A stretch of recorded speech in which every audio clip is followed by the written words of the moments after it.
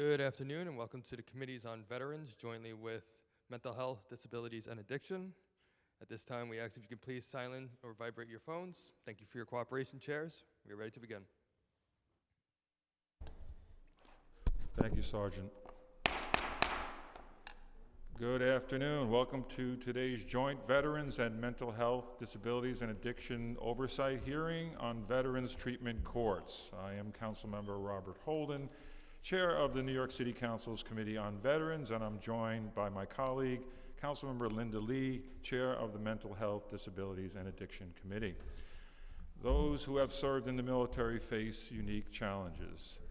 The stress encountered in service can play a major role in mental health issues and substance abuse disorders, which can lead to psychological distress, trauma, suicide, homelessness, and involvement with the criminal justice system. Roughly 10% of people incarcerated in the U.S. are military veterans, and more than half of those veterans are dealing with post-traumatic stress disorder, depression, high anxiety, traumatic brain injuries, and substance abuse disorders. Since 2004, the number of veterans treated for mental health and substance abuse disorders has increased by 38%, and when compared to the general population, veterans are 8 times more likely to have post-traumatic stress disorder and 2 to 4 times more likely to have major depression. So many of our service members who are deployed overseas return with serious physical or mental health problems, which may lead to a reliance on alcohol or drugs to cope with the pain. Veteran treatment courts were created in recognition of this problem as a way to connect veterans with criminal charges to treatment rather than incarceration. The Council last held a hearing on veterans treatment courts in 2015, so it's long overdue. And today, we look forward to hearing an update on the growth of the program since then, as well as hearing from participants in the veterans treatment court system to understand the successes as well as the challenges currently facing the program and identify ways in which the city can support veterans treatment courts in the future. While veterans treatment courts sound like a great idea, there is limited public information as to how they operate and the number of veterans participating in the programs and what the outcomes are of veterans who go through these courts. I look forward to seeing more transparency from these courts and to learn more on how they are helping our veterans. I want to thank the administration, the advocates, legal service providers, volunteers, and any individuals with experience who have taken the time to join us. At this time, I'd like to acknowledge my colleagues who are here today. We have Council Member Palladino, Council Member, is Ariola? No. Okay, Council Member Richardson Jordan, Council Member Nurses Night. Okay, I'll just move to you now. Okay, so we'll do that, and you'll get them. Finally, I'd like to thank the committee staff who have worked to prepare this hearing, committee counsels Nicholas Connell, David Romero, and legislative policy analyst Anastasia Zamina. Also, my Chief of Staff, Daniel Kazina, and Legislative Director, Craig Caruana. I will now turn it over to Chair Lee for her opening statement. Thank you. Thank you so much, Chair Holden. My name is Linda Lee, Chair of the Committee on Mental Health, Disabilities, and Addiction. Also want to say welcome to Councilmember Abreu, who has also joined us.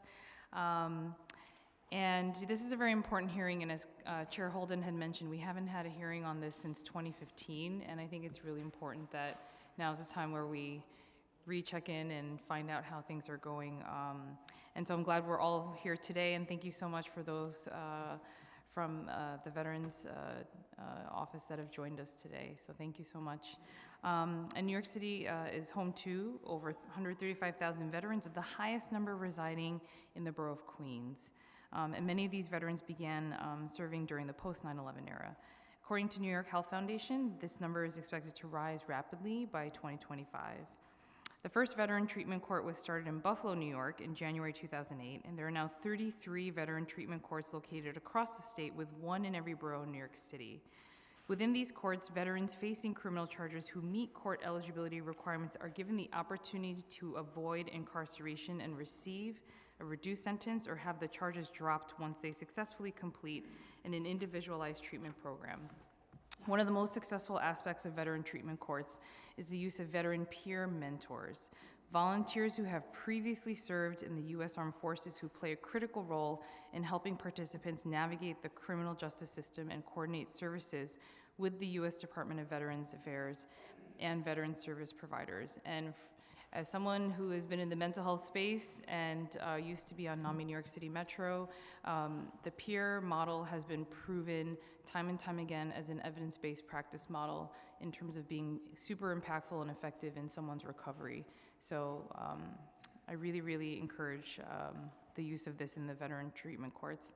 The impact of these courts is not nominal. According to a report published in the Journal of Administration and Public and in Policy and Mental Health Services Research, veteran treatment court participants who complete treatment programs, as opposed to those who dropped out, have consistently lower recidivism rates than traditional court participants. Another study showed that participants experienced improvements in mental health overall functioning and social connectedness. And we owe it to our veterans to ensure that these critical services and programs offered are operating in a manner best suited to their needs. I want to thank the administration for being here today to testify, and I look forward to learning more about the city's veteran treatment courts and how the council can best support these courts going forward. So thank you so much. I know Commissioner James Hendon is here, and of course, virtually online is my friend, dear friend, and former council member Paul Vallone, Deputy Commissioner. So thank you all for being here, as well as Bianca, who's here as well, right? Says, oh, sorry, right in front of me. So thank you so much all for being here. And in closing, I'd like to thank the committee staff, Committee Counsel Sarah Suture, and Senior Policy Analyst Christy Dwyer for their work on this hearing, as well as my own staff. And now I will turn it over to Veterans Committee Counsel David Romero to administer the oath.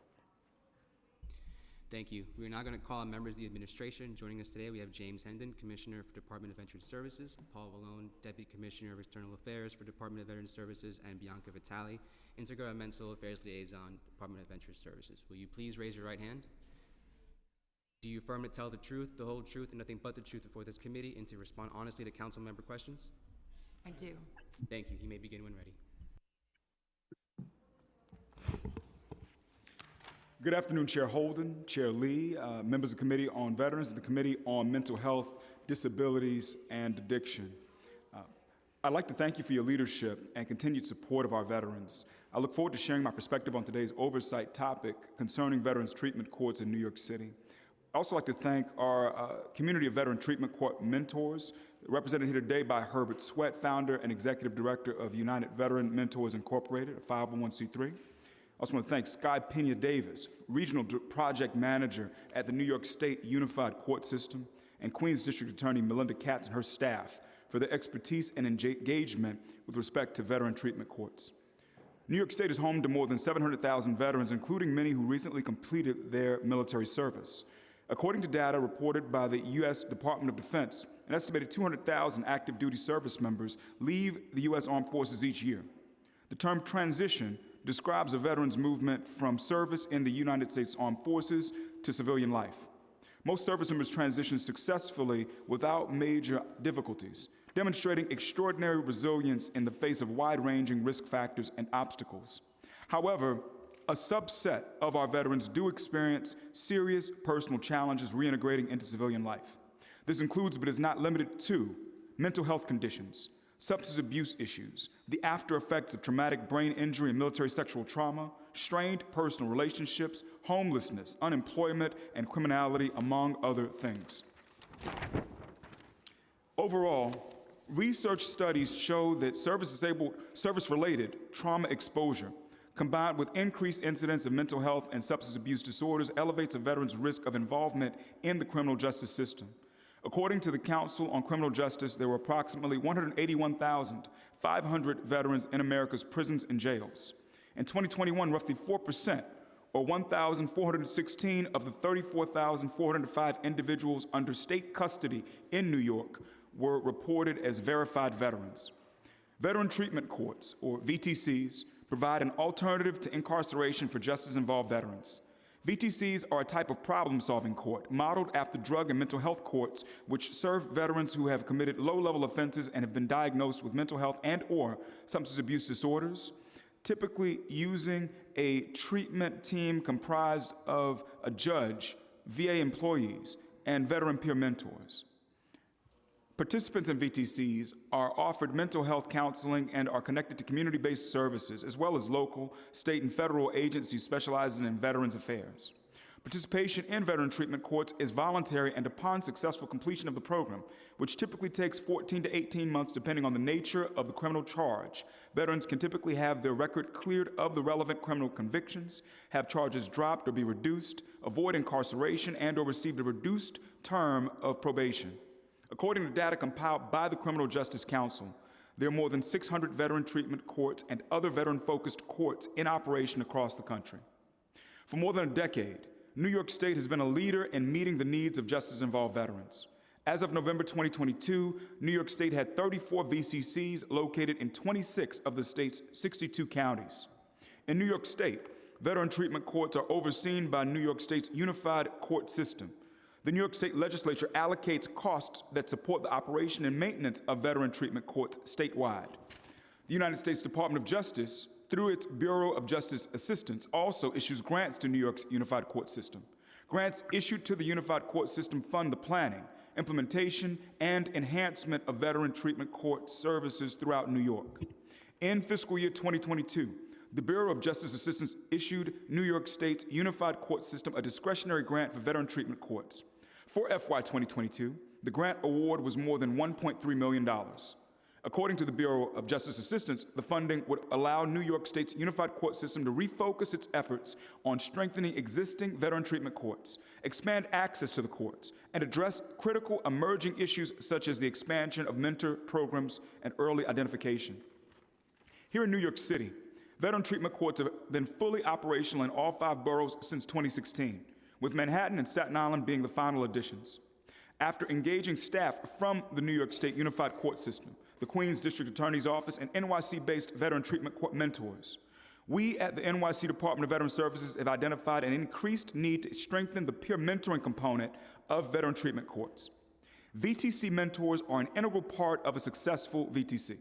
There's a need for additional peer mentors as well as long-term financial support that is dedicated to training mentors and funding their involvement in the program, defraying the many costs that these volunteers assume. Lived experience is important, and support for veteran peer mentors to have a safe place to discharge vicarious traumas due to their professional responsibilities is much needed. Other components of VTCs that are in need of improvement include identifying veterans as they come into contact with the criminal justice system. This is a critical first step for justice-involved veterans towards appropriately handling their cases in court and forging connections to VA benefits and services. Veteran treatment courts are effective diversionary programs that have been shown to decrease recidivism, improve outcomes, save costs, and give a second chance to those who have served our nation. In my capacity as Commissioner of the New York City Department of Veteran Services, I look forward to participating in this historic endeavor to strengthen the services of the veteran treatment court programs in the 5 boroughs. My staff and I are committed to making sure that veterans who are involved in the criminal justice system are afforded an opportunity for rehabilitation rather than incarceration. Thank you again for your leadership and the opportunity to testify on this important topic today. At this time, I look forward to your comments and questions. Thank you. Thanks, Commissioner. We've been joined by colleagues, Councilmember Bottcher, Hanif, and Ariola. Thank you, Commissioner, again for your testimony. There are currently 7 veteran treatment courts located throughout New York City. 1 in Manhattan, 2 in Brooklyn, 2 in Queens, 1 in the Bronx, and 1 in Staten Island. Is that correct? That's correct. Okay, so in your opinion, and I know this is an issue, and I know you're supporting the VTCs, but in your opinion, is this sufficient to meet the needs of veterans in New York City? Thank you so much for that question, Mr. Chair. I want to defer to our district attorneys who manage these processes in those areas as far as the nuance. To me, it's a question of depth as far as, we have coverage geographically in this city, which we can't say as far as coverage throughout the entire state. So we got the courts in the city. It's a question of, how deep are we going with being able to provide the right services to those who go through it. And it's also about identifying our veterans so that they may be a part of this experience, in my opinion, Mr. So Chair. we don't know about the workload of these courts. We don't know if they have, you don't know how many veterans are being treated in these courts, right? We don't have a number. We can ask, the courts when they testify, but do you have any information on that? The best I have is the number who've been identified by the Criminal Justice Agency. This is who's identified in pretrial. And then the DAs make the decision as to whether they want to offer the veteran treatment court as an option in lieu of trial. And so the most recent number is a monthly count. The most recent count, looking at April of this year, it was 216 veterans or folks who were identified in the pretrial status as being veterans out of all who'd been in our system, between those with felony, misdemeanor, or violation infractions, things of that nature. So it's 216 identified at the pretrial portion of it. As far as those who ultimately are offered VTCs and who accept, we don't have that information, Mr. Chair. Okay. But what kind of legislative or administrative enhancements would be most useful in helping VTCs accomplish their goals? For instance, you mentioned about the mentoring training program, which that to me is probably the most important enhancements we could make. I don't think they're funded now. Am I correct on that in the VTCs? That's correct, Mr. Chair. I look at it as far as the two sides of this when we think about the VTCs making them successful. It's what happens before trial and what happens after trial. To me, before trial, it's how do I identify these veterans? And so, I just mentioned the number of 216, but this is a question of, do we know everyone? Because it really is, I've been detained or I'm in custody now and someone asks me, and I want to give credit to the Queens DA for making this the norm that PD will ask, hey, are you a veteran? Thing is, we have people who may not say yes to that question. We all know, and we've said in these hearings many times, nationally, 33.1% of veterans self-identify. In the state, it's 29.7%. In the city, it's 24.6%. And so for us, a piece of this is to automatically run every name through that goes in our system to see who is a veteran so that we may increase the number of people we ask. We think that you've got folks who, when you ask them if they're a veteran, first think about the conditions they're in. As far as I'm under arrest, I'm going through the system, you're asking me this. A piece of it could be, I have a dishonorable discharge. I'm not going to answer yes to that. I don't think I'm a veteran. I had dishonorable discharge. Or it could be, I only served for a few weeks, a few months. We all know in this city now, if you took the oath and did at least a day, we in New York City count you as a veteran. Or it could be the things we talk about in other hearings where there's something that happened to me or that I did when I served, and I don't want to approach it at all, so I don't tell people I've served. And so for me, one side of it is to just automatically screen all who come through our justice system as far as veteran status, so increase the number of people we can even reach out to. Other side of the coin, which I believe we have some folks to speak to after this, is support for the mentors. To be a mentor effectively is saying, look, I'm going to volunteer to work with this person who either has a mental health issue and or a substance abuse issue, or it's co-occurring. And I'm going to volunteer to be with this person through this journey, which we put in testimony 14 to 18 months. It can be longer than that at times. And that's just the court-appointed time. You may maintain that relationship. And so, we spoke with mentors to say, look, I spend upwards of 8 hours a week working with my mentee. And so from the point of that assignment, from the judge to that mentor, it's, okay, I want to go see you. Let's go have something to eat and just talk. Who's going to pay for that meal? I'm going to go see you. Who's going to pay for the gas? Who's going to pay for the Metro card? I need to be at the court where we begin this thing. I need to pay for parking just to be there. Or there's a training in Syracuse. There's a training in D.C. for veteran mentors. How do I pay to go to that? And so that's the other aspect of this equation as far as creating an environment where it's fertile for someone to do this, to be a mentor. And we're so grateful for their time. They shouldn't come out of pocket as deeply as they do, Mr. Chair. So the mentoring program, just to go back to the original question, in talking to veterans, and I've been talking since I became the Veterans Chair, I've been talking to many of them, not only at the VFW halls that we have or posts, that the mentoring part of it is the most important. Sometimes they see that, talking to peers, more helpful than with a doctor, for instance, especially when post-traumatic stress disorder comes in. So funding that program, I think, is a goal of this committee, at least, is for veteran treatment courts to be, that's automatically attached, that should be. And whether it's volunteers mentoring but they should be trained, obviously, to say the right thing. And that's why I'm also, on the mentoring part of it, trying to support our VFW halls where they can maintain it, work on, we can get member items to help fund enhancements to the actual halls, which I have a lot in my district, I'm sure other council members do. But, you know, and again, you know my personal experience with my dad. When I was growing up, my dad came back from World War II with undiagnosed post-traumatic stress, which is still happening, unfortunately. And I know firsthand what the family goes through. And my dad never got the treatment, and he died 50 years after the war, but he never got any treatment for post-traumatic stress. And that's an issue on this committee that and just visiting the Borden Avenue shelter, men's shelter, that's their #1 complaint, that they're not really getting the mental health treatment. And as a result, many are getting into trouble. So they also point, though, the main point of let's say, being in the shelter sometimes is that they can help one another. So I hope we can work together on making that a reality where it's funded, and I'll certainly speak to the mayor, but if you can also help, because we know the importance of mentoring. Commissioner, would you mind if I jumped in right there real quick? Sure.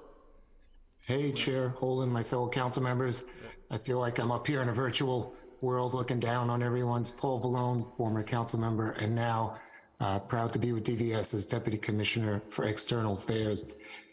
Chair Holden, you kind of summed it up, as did the Commissioner, perfectly. And if you look from the strides, I guess, from the last hearing back in 2015, there weren't uniform in New York City, right? The 5 counties didn't have the VTCs.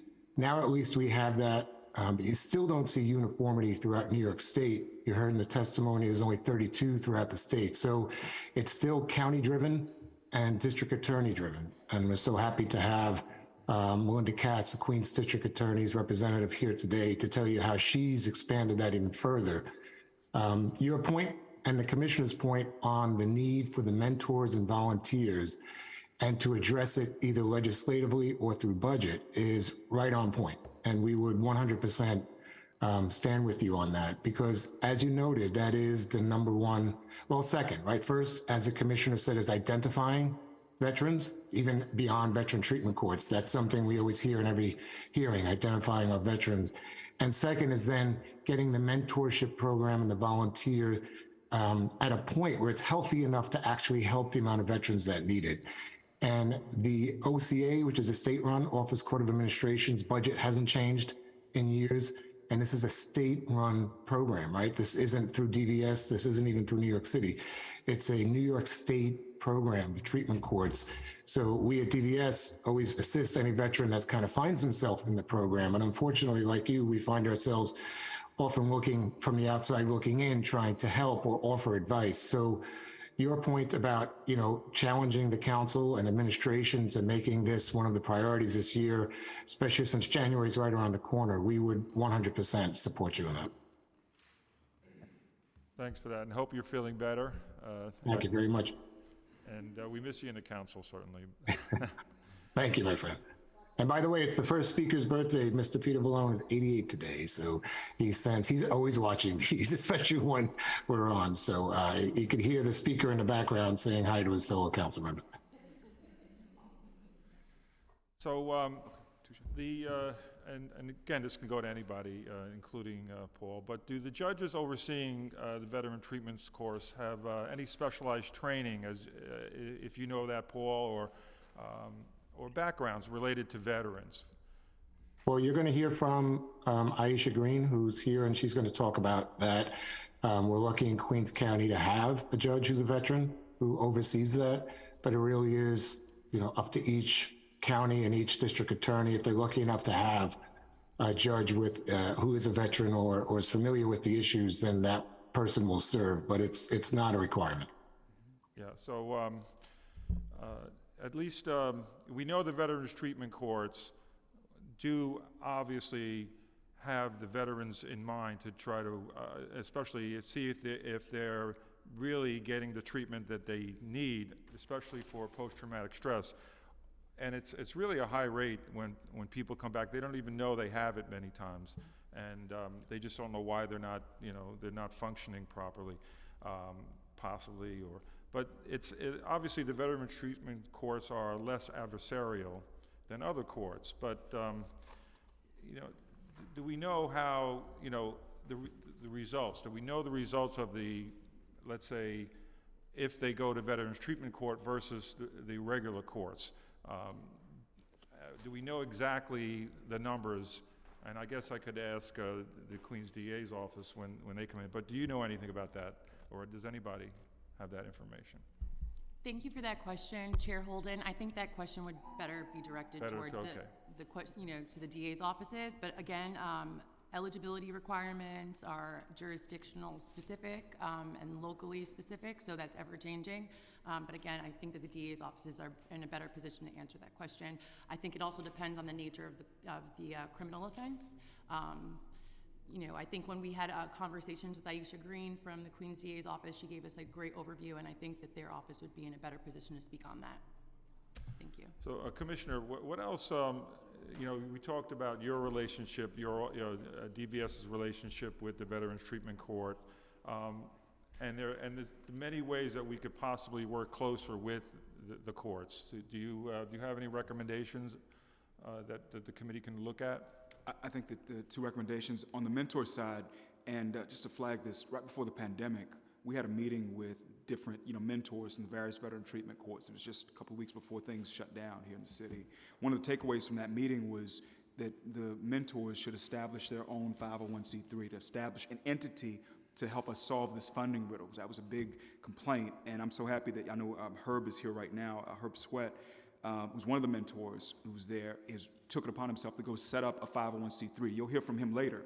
But we do have an entity now that is set up where it can receive funding from the council to help with these aspects of, I think the mentor piece is so critical because it's the long game. It's what we don't see once we pair that person with that mentee.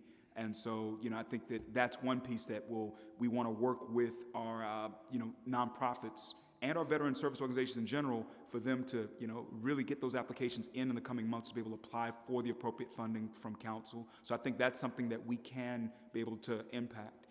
As far as the issue of veteran identification on the other side of things, prior to trial, we're in active discussions with the New York City Criminal Justice Agency about what we can do with that component of it, as far as being able to try to go beyond the great work that DA Katz has done with making sure the PD asks a question, but to say, look, let's just automatically run folks through. The VA has a database specifically for this. It's called the Veterans Reentry Search Service. It's for any justice-related stakeholders where they can run effectively a name, a social security number. It'll tell you whether someone's a veteran. It's vrss.va.gov is the site. And so we've been talking with CJA, or the Criminal Justice Agency, about how we can work together on doing that, using that as a filter, so we can have more people that we even know amongst the pool, so we know every single veteran who's touched in this community, and we can make sure that by knowing that will automatically, I believe, increase the number of folks who enroll in the treatment courts, Mr. Chair. Or just meeting with the DA's office for each borough from time to time, just to go over individual issues that, let's say, a veteran has. Obviously, as a veteran commissioner, you could identify with the person possibly more than an ADA. So it would be good. And Paul Vallone, if you have some suggestions on that, where we could set up a regular correspondence, or at least, and it could be over Zoom. It doesn't have to be in person, where this can be discussed, individual cases with the DA's offices. What do you think about that? May I? Well, go ahead, Bianca, I'm sorry. Thank you for that suggestion, Chair Holden. I think that's a great proposal. And again, we are happy to work with the Mayor's Office of Criminal Justice, who's really the lead on that. And we'll have a supporting role, but we're happy to get all the stakeholders to the table and further those conversations. I think check-ins would be great periodically to see how our agency and other city agencies can support the work of the Veteran Treatment Court program. Yeah, I think it's a good idea. I think if we, especially on problem cases that somebody keeps getting, involved with the criminal justice system, that possibly somebody can step in from the DVS. But all right, I'm going to kick it over to my the co-chair, Councilmember Lee.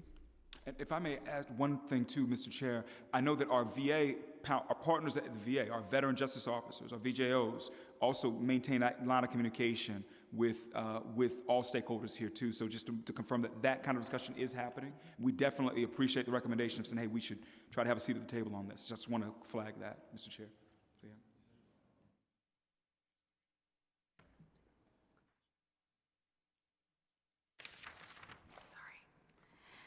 Quick question. So going back to the pretrial stage that you were talking about, if you could just go into a little bit more detail. So what are the requirements for someone to get into the pretrial? Is it that they are diagnosed ahead of time with one of the with a mental health professional, or how does that work to usually have them qualify for this?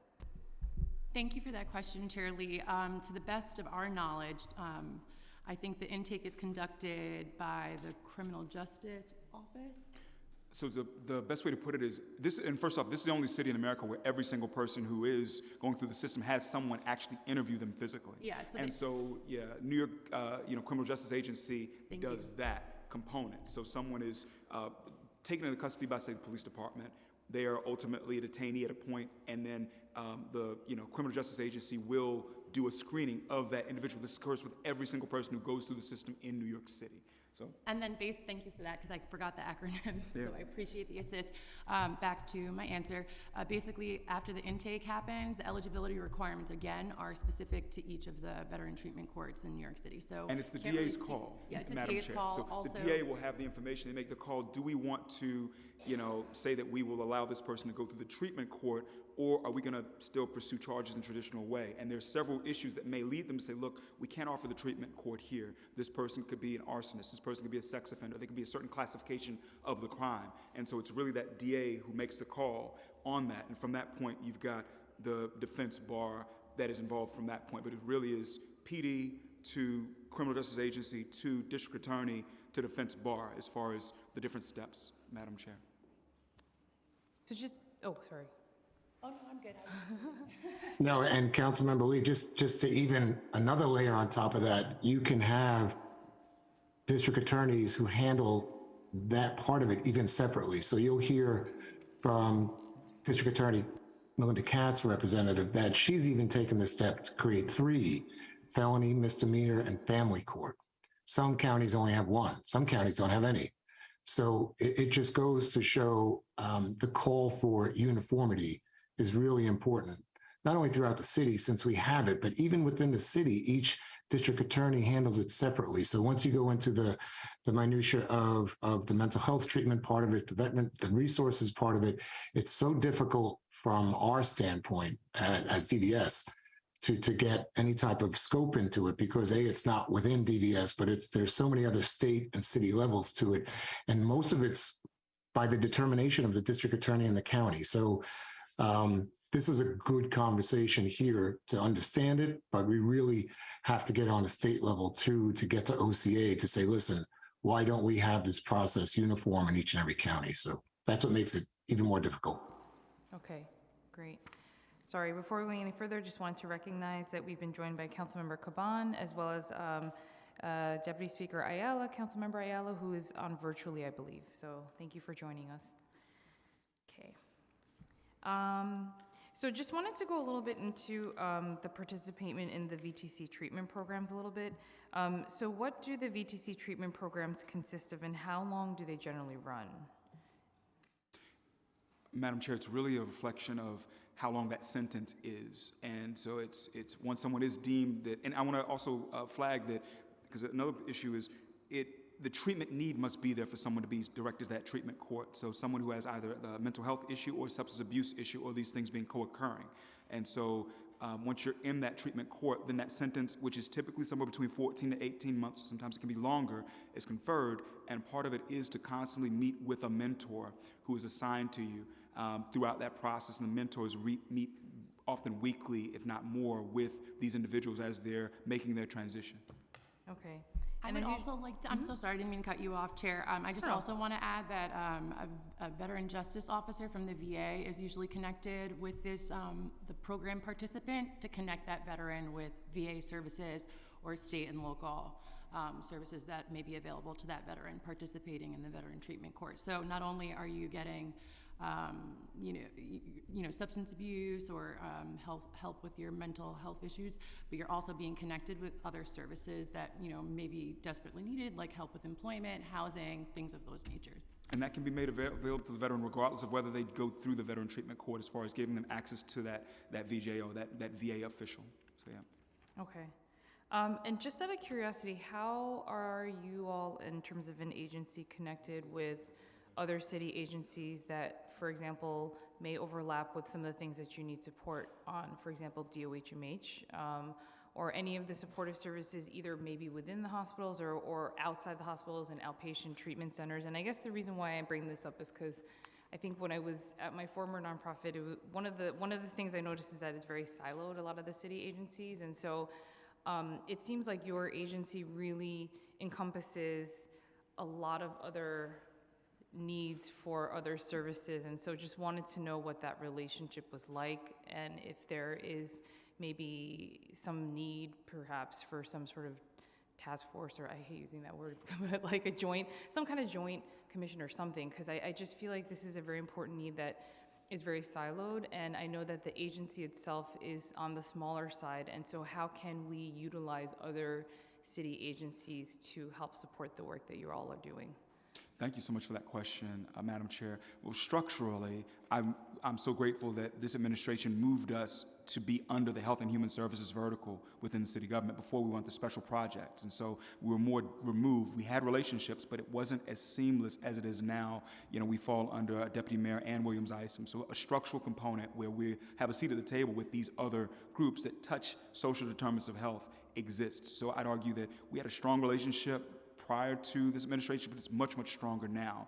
And just to put it out there too, by charter, our area, as you've inferred, it's very expansive. We cover healthcare, housing, benefits, culture, education, and employment. And so it's a lot of different pieces. And so for us, being so small and being the youngest agency, the only city in America with an agency dedicated to its veterans, a lot of our work is done through these different collaborations and different partnerships. So that is something that we do put into practice, Madam Chair. That's awesome. And how do you, and so I'm guessing that since you're under that larger agency, do they also help when it comes to outreach? Or just out of curiosity, who are the partners in the communities that you work with that work in outreach? And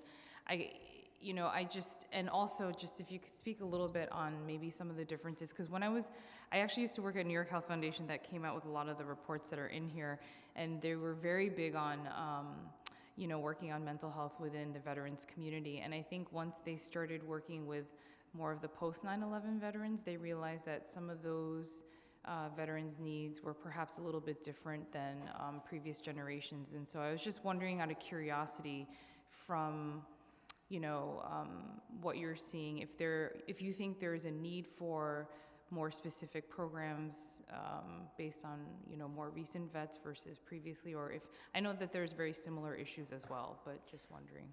I think the biggest issue for us, and I appreciate this question too, it's identifying the veterans. I keep telling people, you see me, there are 2 to 3 people you don't see who've served. And so just like for this issue, where the heart of it is, who are these veterans who are just as involved, who aren't even telling folks right now? How do we identify them? Right. Likewise, something that we've been pursuing is, it's called the Deadly Gap. It's that first year after someone is leaving the military, where the chances of them committing suicide are twice as great as they were compared to active duty service members and compared to veterans. It's a little less than twice as great compared to veterans. It's more than twice as great compared to active service members. And so a lot of work we've been doing separate from this is, as of a few weeks ago, we now receive all of the electronic separation records for all veterans coming to New York City. We used to estimate it was somewhere around 2,500. The number we believe now is 3,000 to 5,000 of the 200,000 who leave the service each year come to this city. We know who they are. So we're taking steps right now to say, look, we want to have a transition assistance program seminar for you. When you leave active service, you have a 5-day seminar you need to attend where at that last location, people give you the whole fire hose of things you should know before you get out, et cetera. We want to have our own version of that here in New York City for veterans as a way to welcome them home, starting virtually in January and then transitioning to something in person, hopefully every other month, starting sometime in the spring, looking like April as far as our start date for that. This goes back to knowing who our brothers and sisters are. If we identify them up front and have a relationship up front, we can perhaps prevent them from even being in these situations in the first place. Or heaven forbid they are in a situation, we know who they are, and so we have the relationships. I'd argue that's a huge piece of the pie. It always comes back to self-identification. And as far as partnerships, two that I'd point out. One is, your former employer, the New York State Health Foundation. They've been instrumental with us as far as things we've done on veteran food insecurity, just as an example. Another one, to speak to this subject right now, it's New York City and New York State's corrections departments, where we've been very adamant about tying in with the folks in the Veterans Wing at Rikers, or 2 Main of C95 at the Anna M. Cross Correctional Center, to tie in with those people, those veterans, so that when they come back, we try to shorten the amount of time that they may deal with housing insecurity. That's something we've been in active conversations with the Corrections Department in the city. The state level, we've got roughly 30 veterans who leave being incarcerated, leave state penitentiaries and come to New York City every quarter. We're trying to work to put hands on them. Similar topic, making sure we can shorten the amount of time someone is housing insecure from when they get out, having them take advantage of things that are available to them as far as programs and subsidies. So those are just some examples of different partnerships that we've got that kind of touch these issues of identifying the veteran and helping them, Madam Chair. Thank you so much. And that's actually an alarming, you said that the rate of suicide is how much more percentage-wise the first year? So it's that 12-month period after you leave active duty service, it's roughly double the likelihood of dying by suicide compared to, the veteran statistic and compared to the active duty statistic. So, yeah. Wow.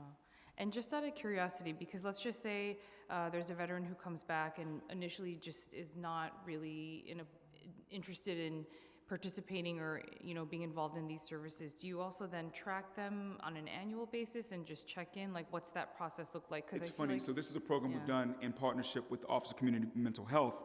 It's called Mission Vet Check. We make it a point to do buddy check wellness calls on our veterans on Wednesday nights. That program's on a hiatus right now. We're looking to bring it back in January as New York Cares, our operating partners, doing some restructuring. But that's a program where we have volunteers who, wherever you're at, you can be home. It's all remote. The same type of technology used when folks who are running for office have folk calling, for elected officials. That same tech is used to have volunteers call our veterans. And it's important to us that our veteran always gets a call. We check in, we see you, we hear you, we love you, let us know what you need. And so that's us going on offense to keep maintaining that line of communication with our people. Okay.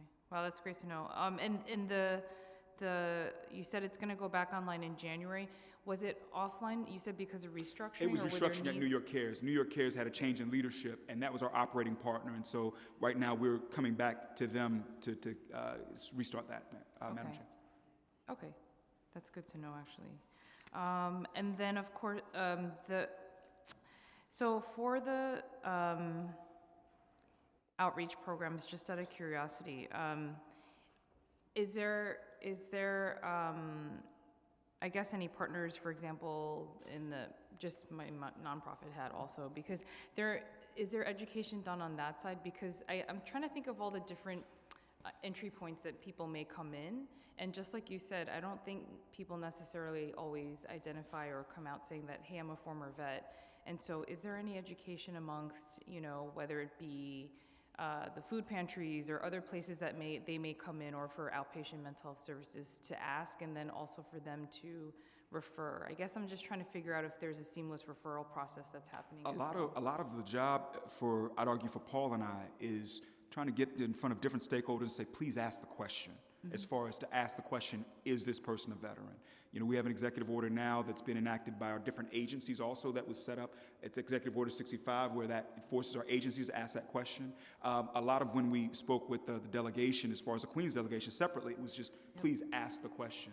And so for us, it's tying in with different community leaders, be them community benefits organizations, be them other providers, including our elected officials. It's very key to us that, you know, everything from the 30th district to the 23rd district, et cetera, that when someone comes in, that you're asking that question also, and that you know, please feel free to send folks to us on the constituent services side if you have any veteran or veteran family members who have needs.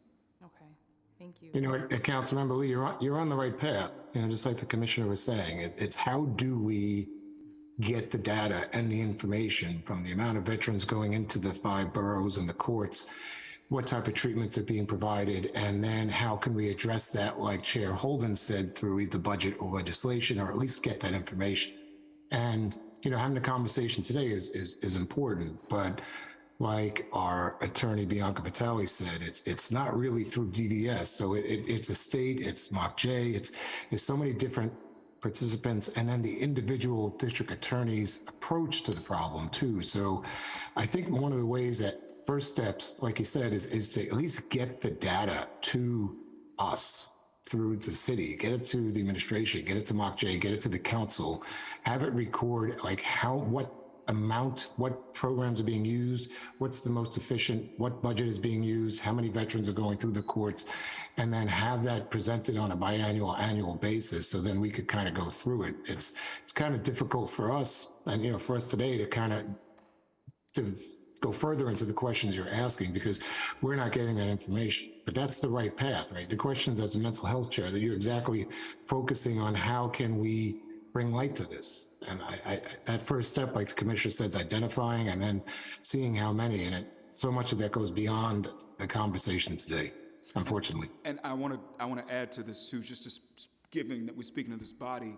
You know, we're currently in discussions with the General Counsel's Office for the Speaker so that we can share our veteran contacts with you, because we only have so much as far as resources. We're only so large as an agency. But if you know who in, say, the 23rd, or who in the 32nd, who in the 19th, who in the 9th, et cetera, if you know who these people are in the 22nd, if you know who those folks are, that you're another extension of outreach to us as far as touching people. It largely goes back to touches, as far as how many times does someone need to say something to me about me being a veteran for me to say, hey, look, let me take advantage, or for my family member to say, hey, look, Mom, Dad, you should take advantage. And so that's something we're very excited about, too, as we come into this new year, Madam Chair. Okay, then one last question, because sorry, I'm taking too much time, Chair. I was going to say Chair Bob, sorry, Chair Holden. So, and to your point that I was just curious, because I love data, and I'm just curious. I think one of the challenges is that it's tough to find a really good database system to collect everything. So I'm just wondering, how do you collect the data from all the different entry points, and is there a centralized way to report on that, or is that something we could work on, or is that just out of curiosity? I wish our CIO were here because she could answer this. She would geek out on this question right now. The best that I can say is, we do leverage our VetConnect NYC portal as a place where we house a lot of our data, like all of it's the brain box for us. It's our own platform for digital related services. And that's the center of gravity for us. It's something that is run by a group called Unite Us that we've worked with. That is, that's our place where anything that involves our veteran services, we house that information. But forgive me for not being able to geek out as much as you need me to as far as getting into the nuances of what we're doing database-wise, Madam Chair. I'm sorry, I don't know, Bianca, if you got anything. We're happy to follow up with our Emily. Emily Jagroup is linking on her title here, but Emily. Our chief innovation officer. We can definitely follow up with committee staff and get your specific questions, data, and we're definitely happy to further the conversation about data solutions. So thank you for asking that question. Yeah, no, I'm just always curious to see how it can be, how it's inputted, or how other agencies can put in their information, and so I'm just wondering about that. Yes, we'll definitely happy to further the conversation after the hearing. Thanks so much again. Thank you, Chair Lee.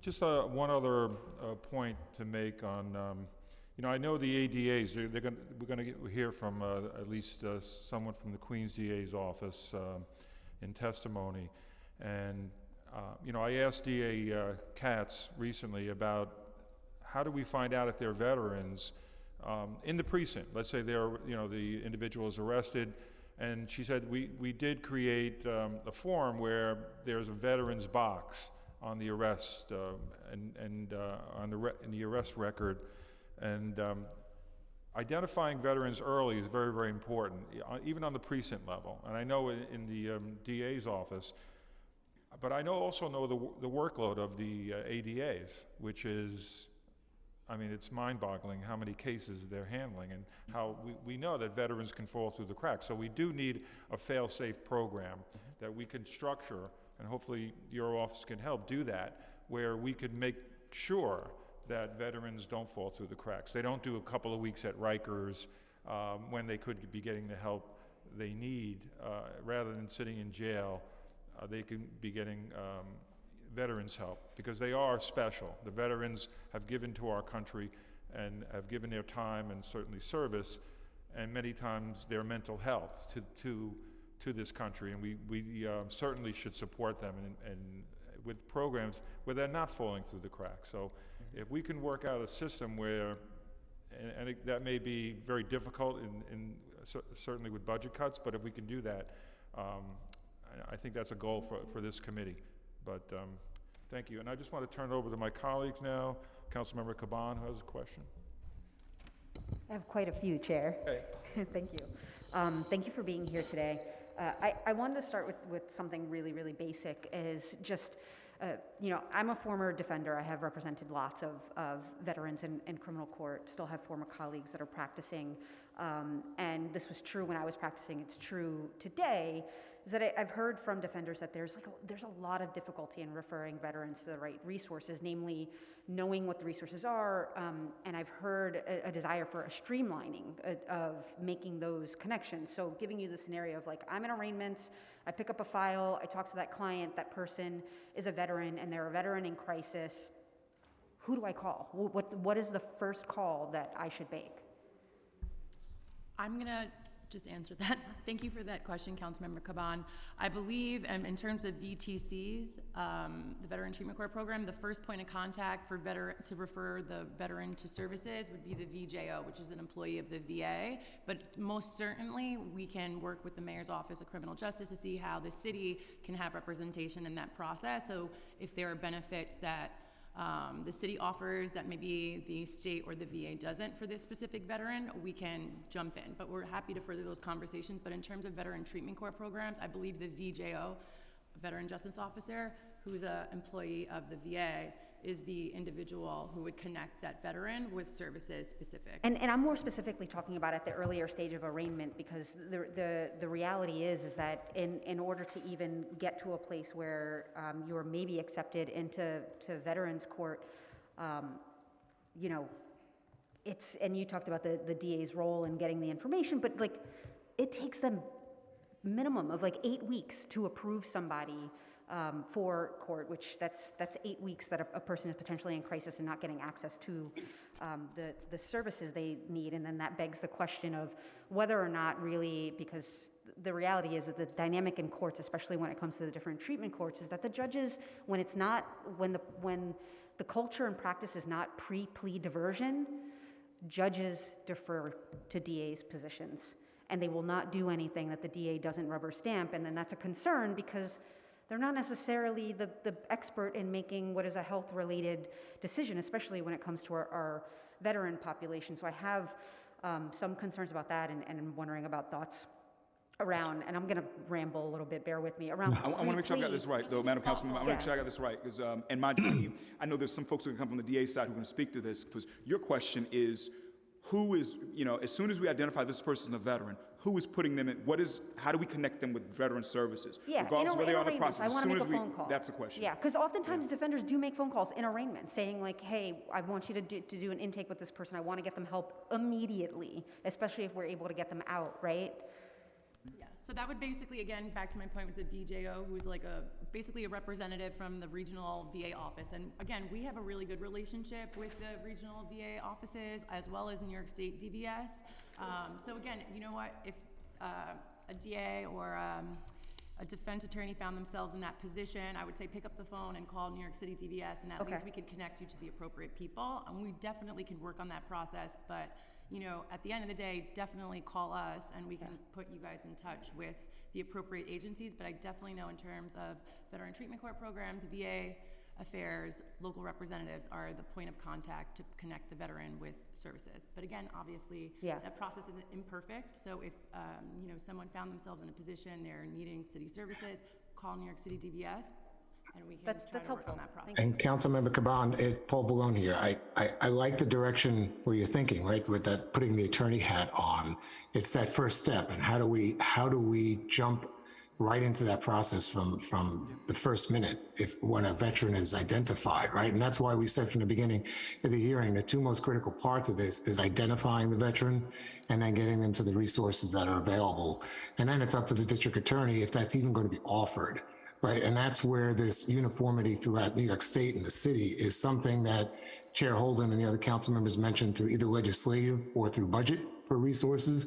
So that's why this hearing, we're so appreciative you're going forward with it, because all of that needs to be done, right? None of that really goes to DVS, but all of that needs to be done. And that microscope of from day one, when a veteran sets foot on a first, no matter what it is, misdemeanor, felony, or traffic court, how we identify and how we get them those resources. So thank you for bringing up those questions. I appreciate that, and I have a few more questions that I want to squeeze in, but it goes back to another point I was making, is that like right now, a lot of power is held by the district attorney's office as to whether somebody gets access or not, and so the process, can I have a few more minutes, Chair? Thank you, I appreciate it. And so the process is such that it's after arraignments, and then again, minimum 8 weeks, because what happens is that they have to get all of the prior military records that's submitted to the DA, then, you know, then there needs to be a proffer, and the DA has to think that like that person deserves that chance, right? They have to perform well in front of them, and then they get before a judge and maybe they do it. And I know that it's different from borough to borough,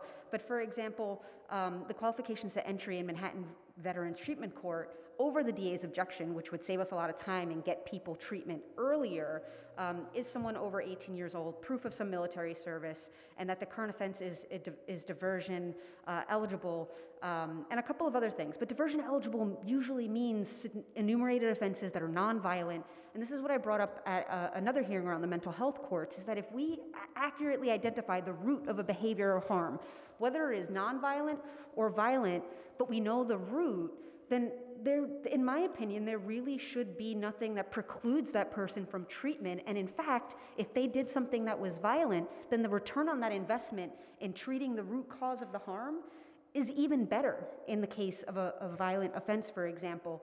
And so, like, you know, curious as to the admin's position on really like pushing for more eligibility for Veterans Court. And then there's one more thing, if you'll bear with me, that I want to add to this, and it has to do with treatment, not jails, which I'm curious as to the administration's position on this, because the beautiful thing about treatment, not jail, well, there's a lot of really good things about that state legislation.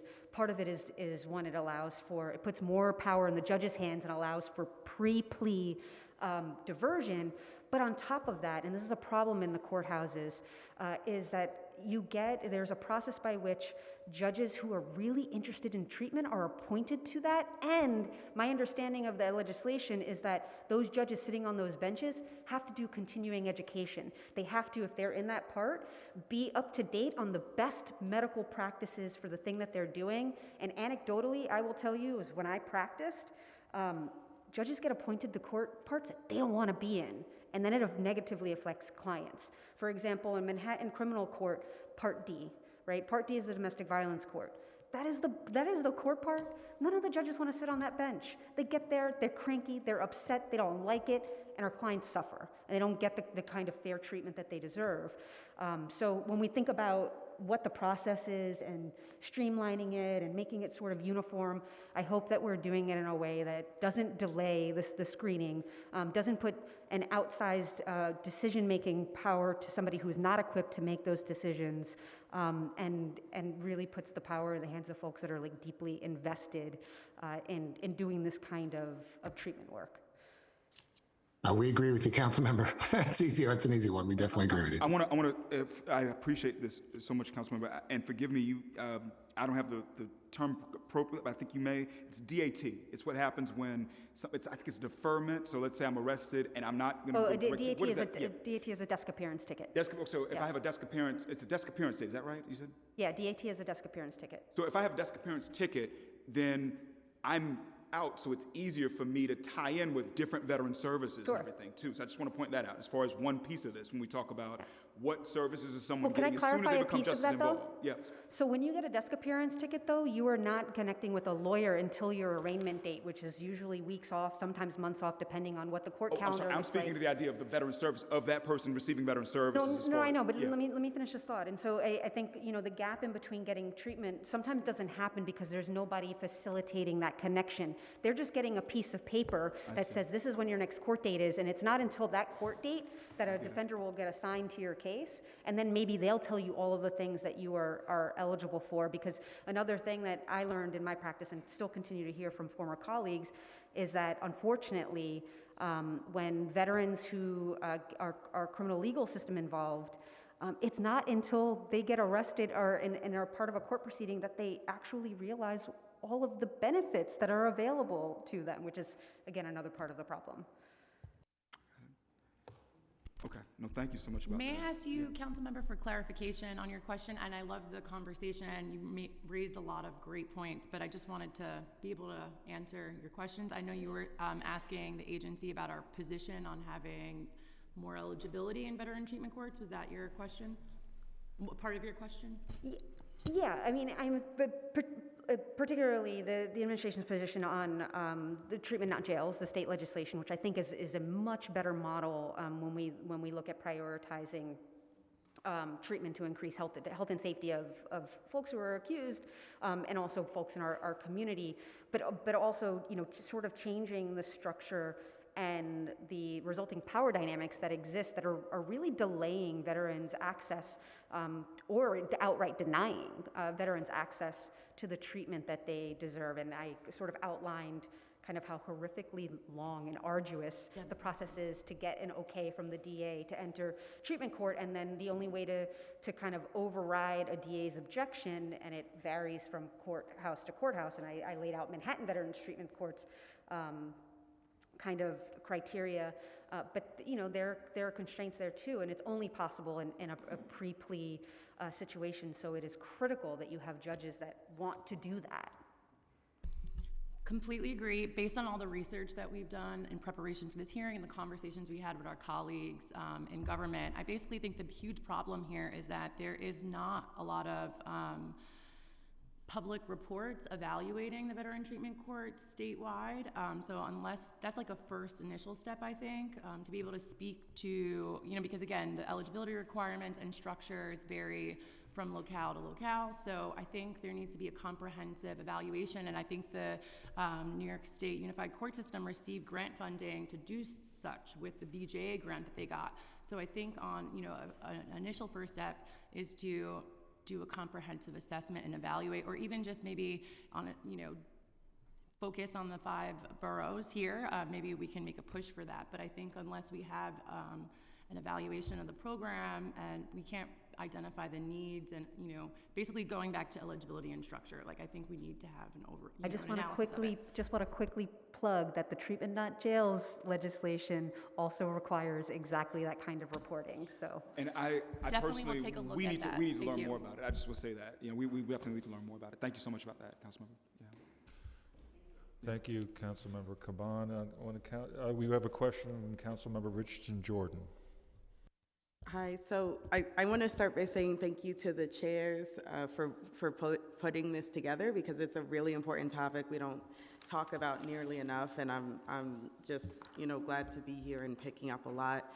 I am the daughter and granddaughter and niece of veterans, and these men, Black men, in my family with the lived experience have been and were basically unpaid, unassigned mentors, and those kinds of networks are happening unofficially, but I wanted to ask some questions about peer mentorship and how we support those networks happening and how we figure out how to put some money and some support behind it.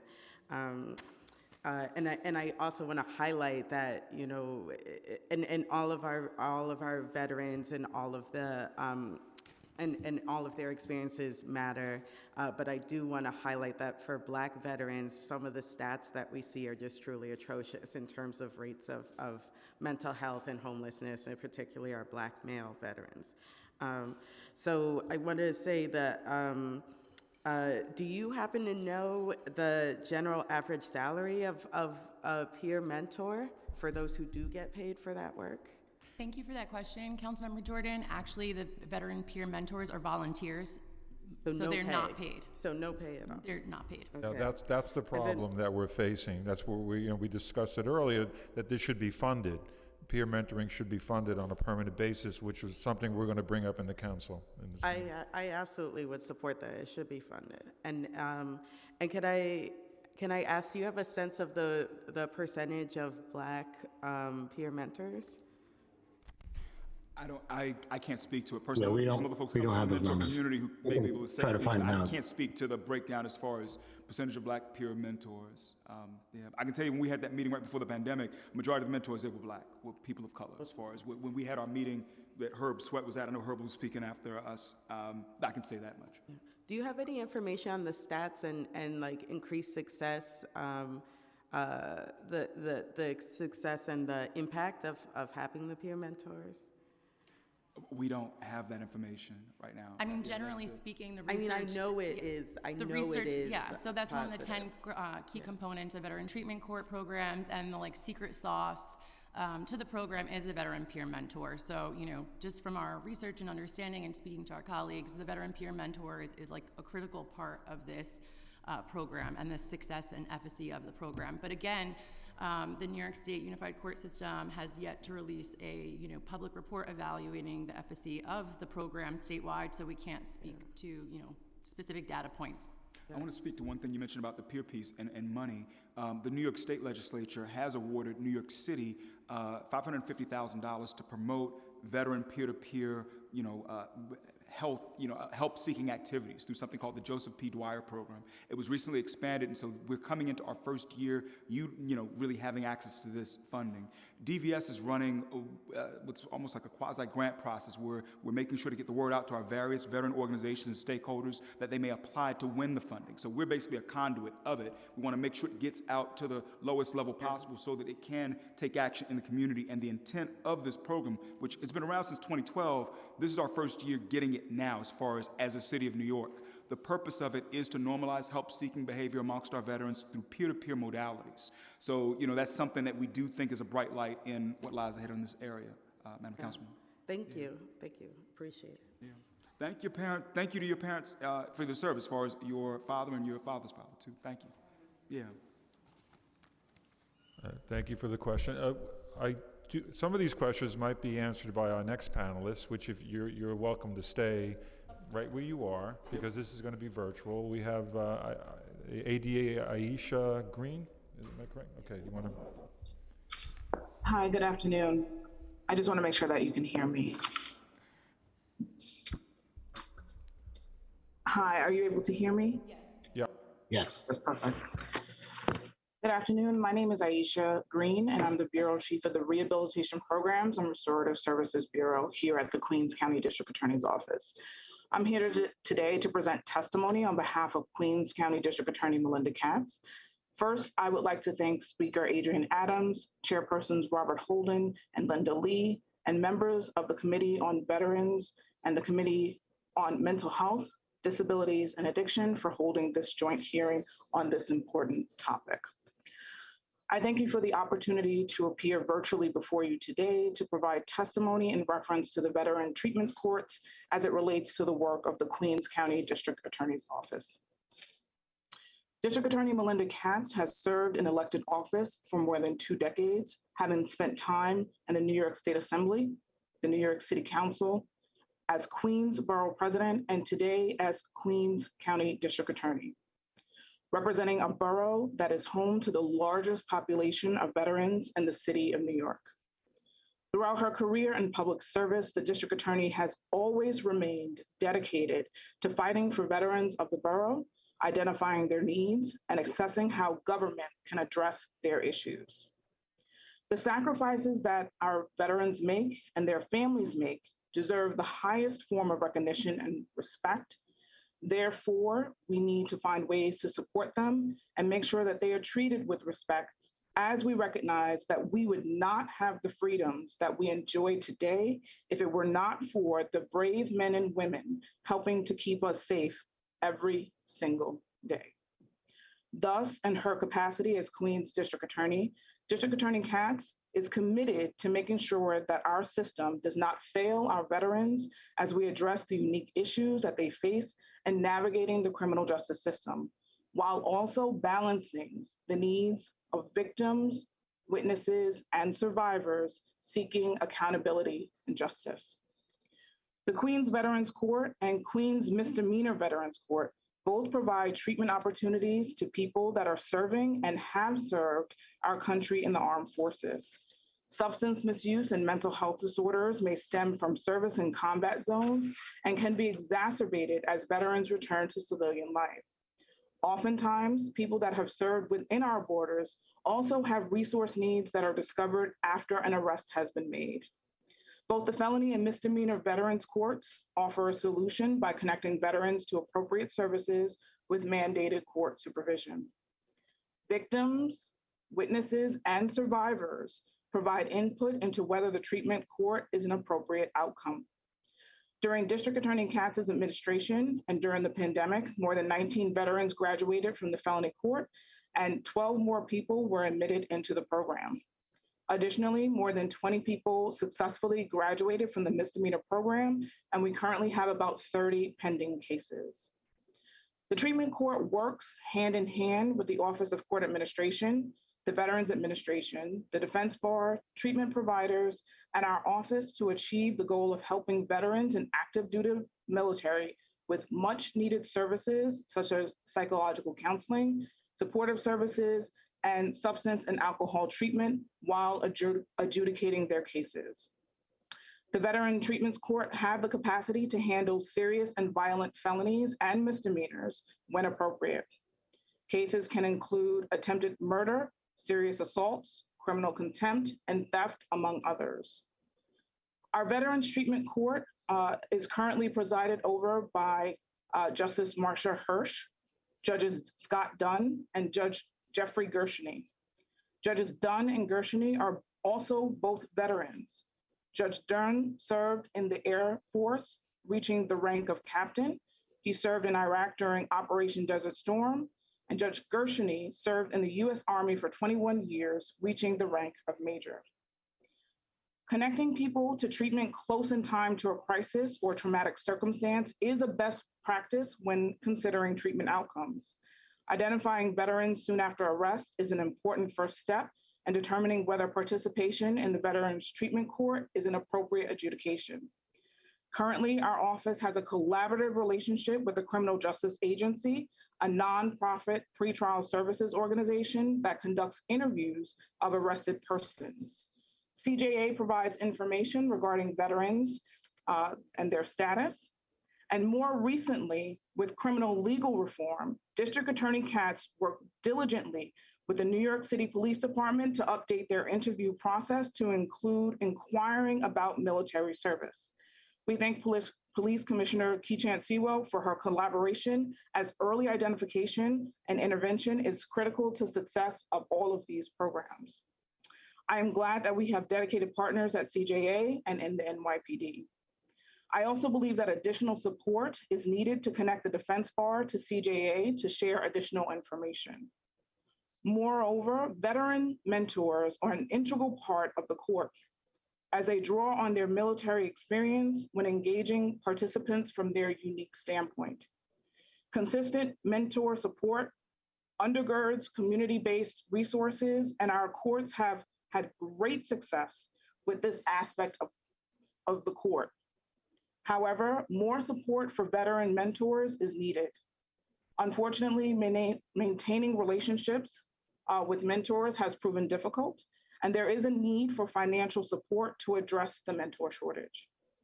Lastly, support for community-based mental health is important for defendant participants. Until the stigma of mental health is overcome, veterans may need to access local community-based services, and generalized support for these services is necessary. In closing, I once again thank you for the opportunity to testify.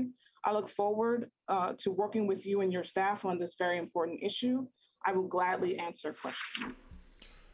Thank you, ADA Green. And by the way, we agree with the mentoring program. We'd like to see it funded. Right now, how many volunteers are in the mentoring program? Do you have a regular pool of volunteers? So that is a great question. Currently, we have one volunteer that is working with our felony court part. We did have a second volunteer, but unfortunately, they had some health concerns that they had to attend to. And so we currently have one, and at times we have to reach out to other boroughs to see if they can assist us when we have cases that, or folks that need mentors. So I'd like to meet with your office at one point so we can try to construct something, a program, a mentoring program of different age groups also, because you want to have a mentor probably closer to your age, again, and other issues, branch of service obviously is very, very important. So I know DA Katz, I had a discussion with her recently about this, and she had a number of recommendations. Any other recommendations you could add to, other than you said in your testimony, that we might look at? So to your point, Councilmember Holden, we do need the mentors and those that have varied military experience. We have received that feedback, and so we're definitely in line with respect to that.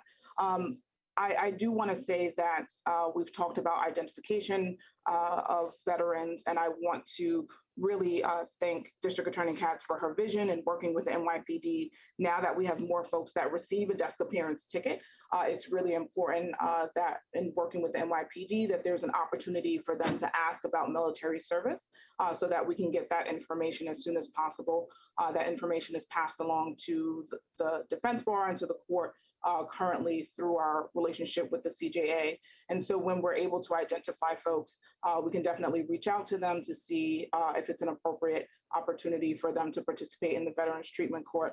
I do want to say that once we learn that folks are veterans, they do have the opportunity to connect with the coordinator, and they are able to start to engage in services right away.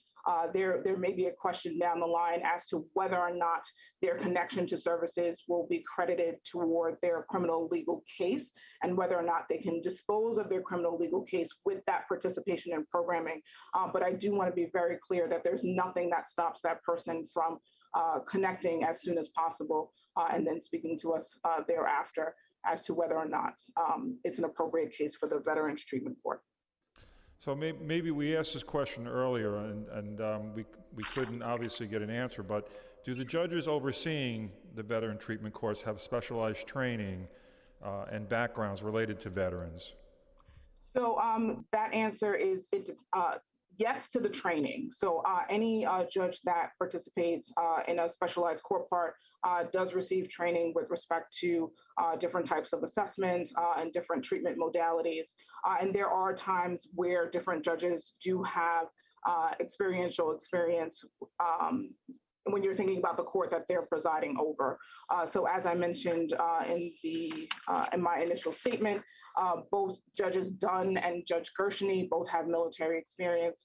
I've had an opportunity to work in multiple boroughs in the city. And so I can tell you in working in Brooklyn that the judge who oversaw one of the treatment court parts also had military experience. And I can tell you that I've worked with folks within the DA's office who have had military experience who were responsible for staffing the Veterans Treatment Court part. So there's myriad experience and it's dependent upon the staffing and who is responsible for that particular court part. Is the cost to operate a VTC court higher or lower than the problem-solving courts? Than other That's a great question, and that's something that I would have to get back to you about, because I can tell you from the district attorney's standpoint that Queens District Attorney Melinda Katz, she will repurpose her staff to make sure that we have enough staff to manage the cases that we have. And so we have an assistant district attorney who's a senior assistant district attorney who staffs the part. And if we need case management or anything that we need, that's borne by her budget. But I cannot speak to other partners with respect to the costs that they bear for having their staff in these parts. I'll ask one more question, then I'll turn it over to my co-chair. Do veterans fall through the cracks? I know that probably happens in a very large system, and especially with the workload of ADAs. Does that happen where someone would be in jail and they could have gotten, the Veteran Treatment Court and probably gotten the treatment much faster? Does that happen quite often, or does it happen more than it should? So again, that's a great question, and I think that's where we talk about identification. I'm really happy that we had a collaborative team here in Queens County, and so we get the information from the Criminal Justice Agency. Again, it goes to whether or not the person who has been arrested answers that they are a veteran or they're active duty. And so it is a self-report. When we get that information is disseminated to all of our parties. So the court gets it, Defense Bar, our Veterans Coordinator, the District Attorney's Office, and we look into those cases proactively to see if it makes, if we are going to make a treatment offer with respect to that case. But again, the Veterans Coordinator is aware that this person has self-identified. And so we have looked for every avenue where we can provide opportunities for folks to self-identify. Also, I know that the Defense Bar here in Queens County, they are excellent. They work with their clients to ask them if they have services. We've also revamped our Crime Victims Advocates program here, which is under my purview at the Queens County District Attorney's Office, where when we speak to our victims, witnesses, and survivors, we ask them, especially if the parties are known to one another in the criminal cases, whether or not the person who has been arrested is a veteran. And we also ask if they themselves are a veteran. And so we've done some gap analysis to see if there are resources that we are not aware of for our victims. But it's another way for us to discern whether someone else is a victim. We also have a really good relationship with our Domestic Violence Bureau because sometimes there's overlap. We have many different specialized courts, and so someone might be in a domestic violence part where we are making an offer of treatment. We find out that the person is a veteran and that they would better be served. They would be better served in the Veterans Treatment Court part, and so that case will, instead of being heard in the DV part, will be heard in the Veterans part, so that they have the different structure that has proven to be really impactful when it comes to the veterans mentors. Thank you so much. I'll kick it over to Chair Lee. Actually, you answered a lot of my questions in that through Chair Holden, and so I'm going to yield my time and pass it along to my colleagues if they have any questions. Councilmember, come on. Oh, I don't know if I'm supposed. Can I call? Okay, Councilmember, come on. Thank you. And I'm going to apologize up front because for the beginning of your testimony, I was taking a bio break, so I don't know if you covered this. But again, I know that it varies from borough to borough. Sure. The treatment court in Queens, is it just a misdemeanor part, so only misdemeanor eligibility, or felony eligibility as well? That's a great question. So we have a felony veterans treatment court, and we also have a misdemeanor veterans treatment court. So we have both. Okay. And for the veterans, the felony treatment court part, in terms of criteria eligibility, where you will consent to a client being sent to that part, are there enumerated offenses that y'all don't consider? So like namely violent offenses? So we consider cases on a case-by-case basis, but we do consider and have folks in the Veterans Treatment Court that have violent cases. When we're thinking about the analysis, on the front end, it's whether or not we are going to consent to the case being put into the part. Again, we're going to ask for the victim input, and also too, there are assessments that are happening. So I know earlier during the testimony, you mentioned a window of time, because we are at the intersection of the criminal legal system and medical support. And so we need to know what's happening for that particular person, because when they do participate in the Veterans Treatment Court, it is going to be right-sized to the need that they have. And we also want to make sure that there are community-based organizations that can support their needs. So I will say that there are times, and which is why in the initial statement that I made, District Attorney Melinda Katz is asking for continued support of community-based resources, because there have been times where we have assessed veterans, we've approved the case for treatment, but we're unable to find that treatment in the community. So, I mean, in essence, then, would the Queens District Attorney's Office be, part of the chorus of advocates and organizations asking for more funding for treatment infrastructure in our communities to be able to divert more often? So yes, and so I think that support for generalized services, whether it's for folks who have substance use disorders, mental health disorders, we also need to see additional support for folks who have traumatic brain injury, or for folks who potentially have personality disorders and things like that. We find that things like DBT is not as readily available to folks. And so we do want to make sure that when folks come to us and when we are meeting them where they are and they have these different medical needs, that we're able to provide the services in the community. We never want to set anyone up for failure, so we're not going to have someone take a plea to a treatment program where we cannot provide the treatment in the community. I have two more questions, but one comment before that is that if that's the case, then I really, really look forward to the district attorney's offices coming to the budget hearings, advocating not just for more money for their offices, but more money for organizations in the community that can divert people from people reaching y'all's offices in the first place. Mm-hmm.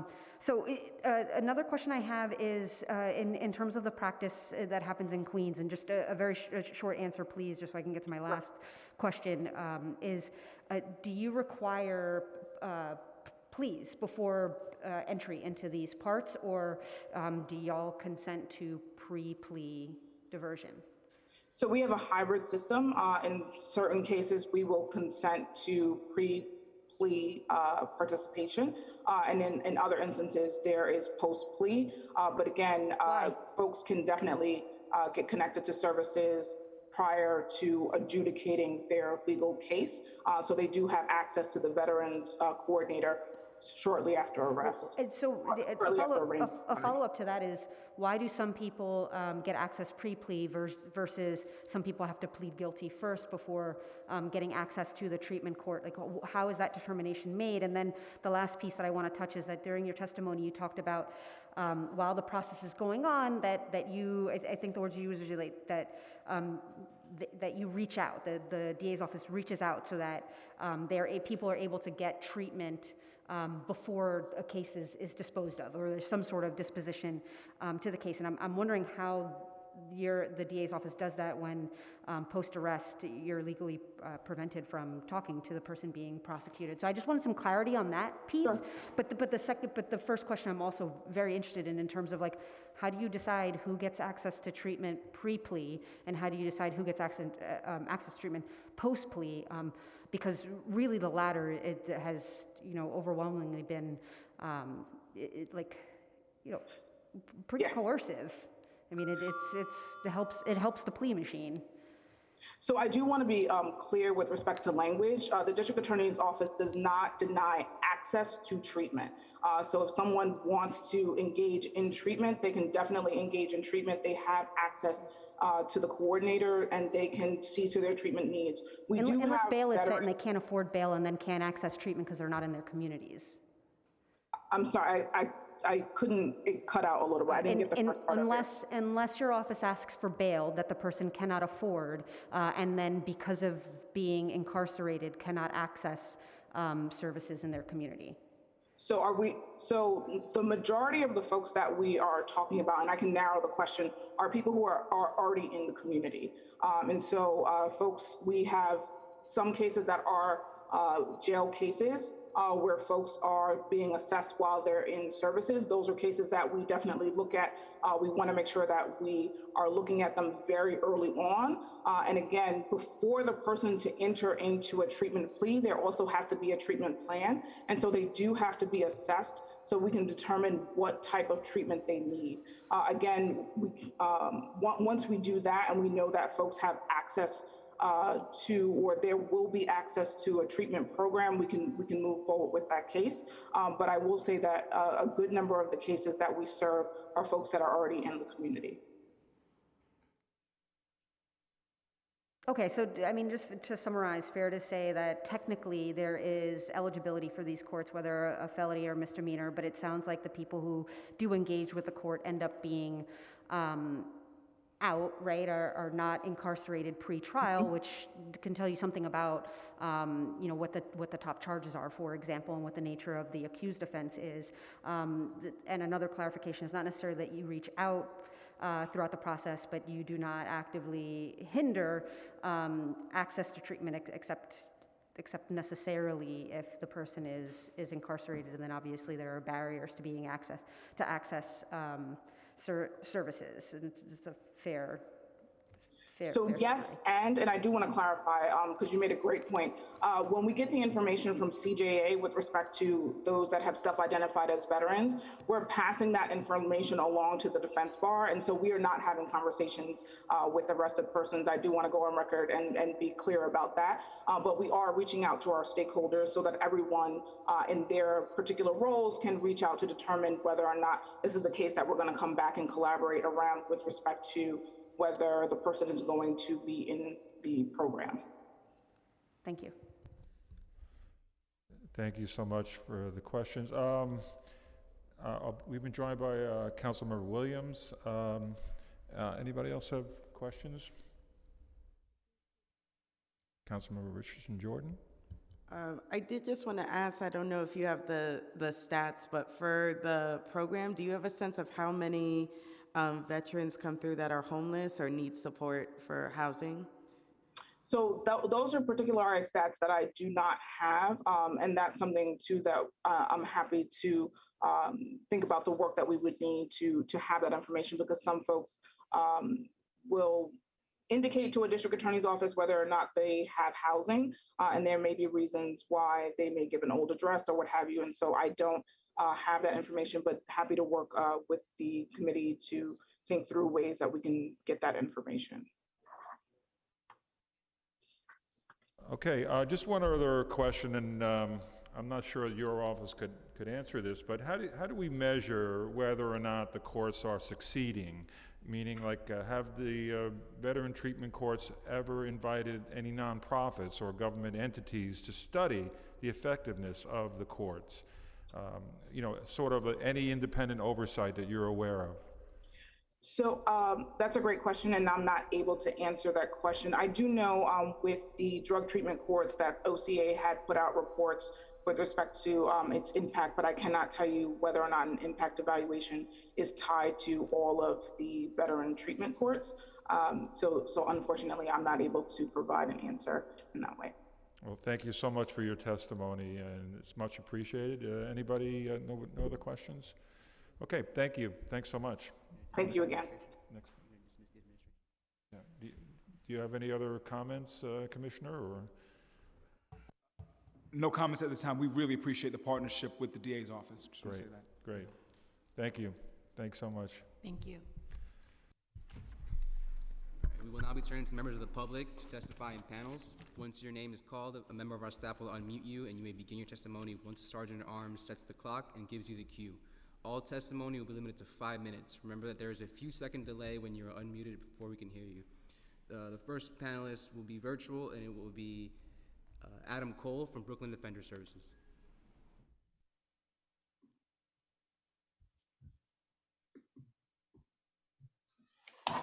Time starts now. Hi, can everyone hear me? Yep. Yes. Yeah. Stop. Do you hear us? Yes, I do. I was just waiting for a cue. We can hear you. Okay. Time starts now. Thank you. Hi, my name is Adam Cole, and I am a senior trial attorney in the Veterans Unit at Brooklyn Defender Services. I'd like to say thank you to Chair Lee and Chair Holden for inviting us to testify today about veterans treatment courts. Brooklyn Defender Services, or BDS, represents approximately 21,000 people each year who are accused of a crime facing the removal of their children or deportation.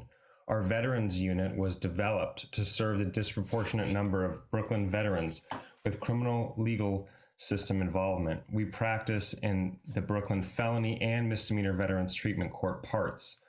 Our team also advises staff across the criminal practice on cases that involve people with military history.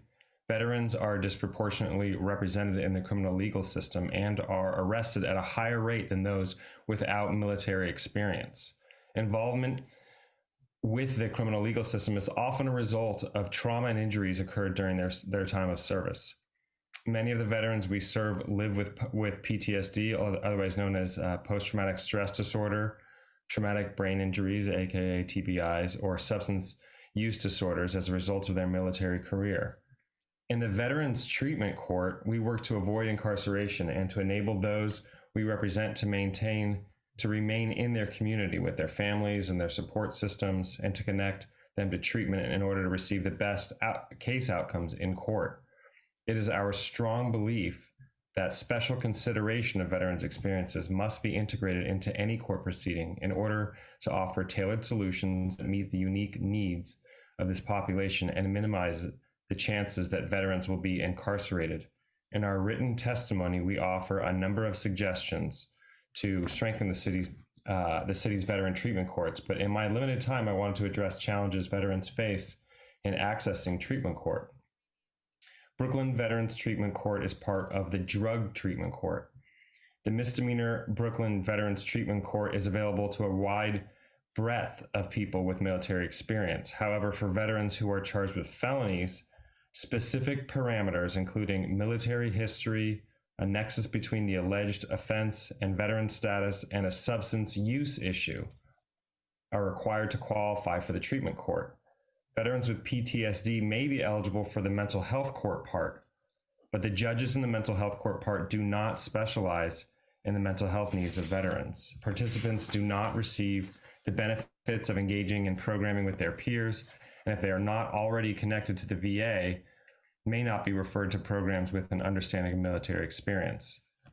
Veterans with traumatic brain injuries may not be eligible for veterans court or mental health court at all, leaving them with few options for counseling services and alternatives to incarceration. We believe any veteran should be able to participate in a veterans court, regardless of the charges they face or their mental health or substance use history. New York City should follow the example of other veterans courts in the state and expand these courts to include all people with military experience. Finally, VTC will not be successful without a buy-in from the DAs, who must consent for a veteran to access VTC. Thank you for your time, and I welcome any questions.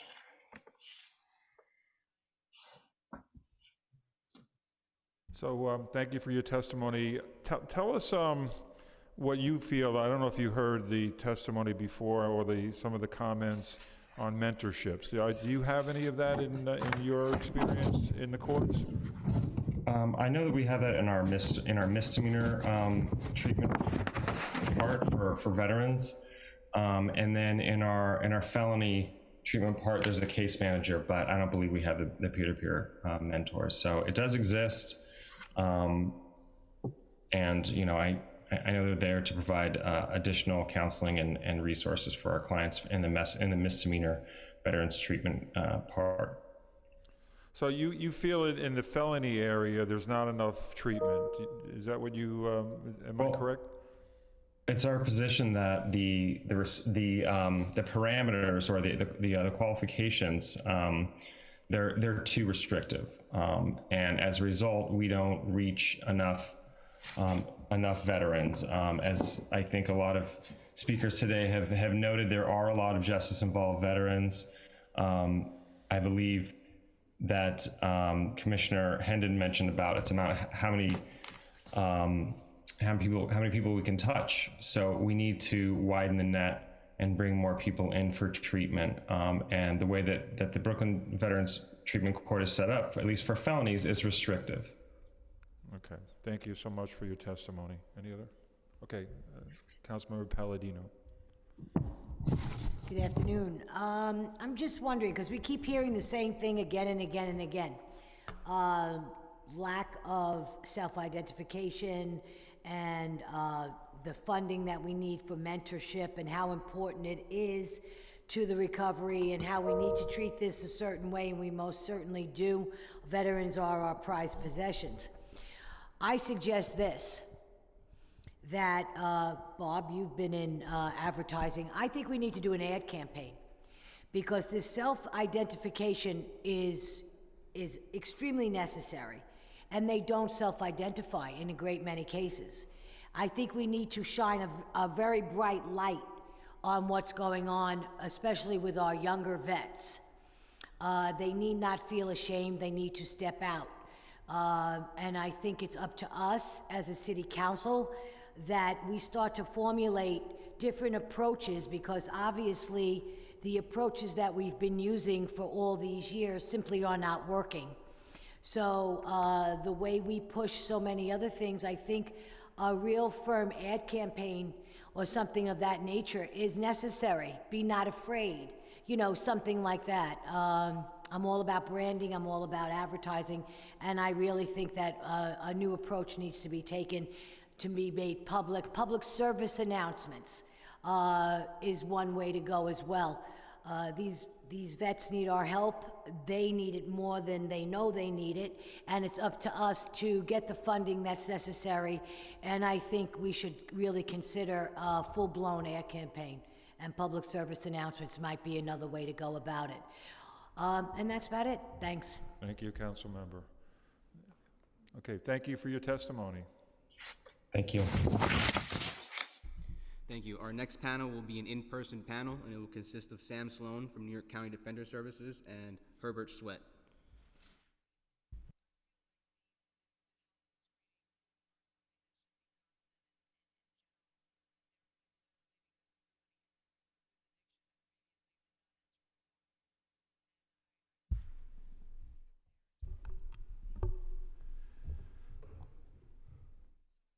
Herbie, you want to go first?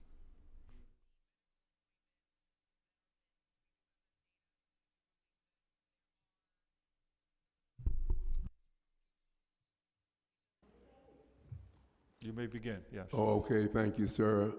As you just was introduced to me, yes, that is my name, Herbert Sweat, and I'm a Vietnam veteran from the Tech Offense, which was 1967. So I do believe in leave no veteran behind. That's number one. I have been mentoring veterans now for basically 25 years. I'm a veteran service officer, and I'm also within the court system of the Veterans Treatment Courts. I started in Brooklyn, and I'm wound up over here in Manhattan Supreme Court. Everything I heard this morning, or excuse me, this afternoon, has been positive on the daylight side of the veteran. In other words, when they are in court, these protectors of this veteran is busy at work. But once the court closes, the veteran is in true agony. I get calls constantly during the evening, night, and the next morning about what they should do. I don't know some of the answers. Why? Because our court systems are not unified enough to interject to the mentors or the coordinators of the mentors in perspective to what they want us to do and how they want us to apply what we do. I've invested hundreds of my dollars that come out of my disability check to these veterans that I mentor. Now, what we're trying to understand is that over my 8 years of mentoring in the New York City court system for veterans, that it's stay in your line. The courts have their different Queens, Bronx, our 5 boroughs seem to have 5 different solutions or methods of handling this veteran court system. I don't know the understanding of whether or not they should be unified on this, where the chief justices or whatever need to come together and put these courts on one term of how to service this veteran. But let me remind you that no veteran is alike. They're just like our fingerprints. Their mental, physical capacities of how they take this help that is trying to be given to them and their benefits that they basically only know a certain percentage of. It's very hard for the veteran to come to realization with what they should do, especially sitting here listening to the daylight side of the veterans'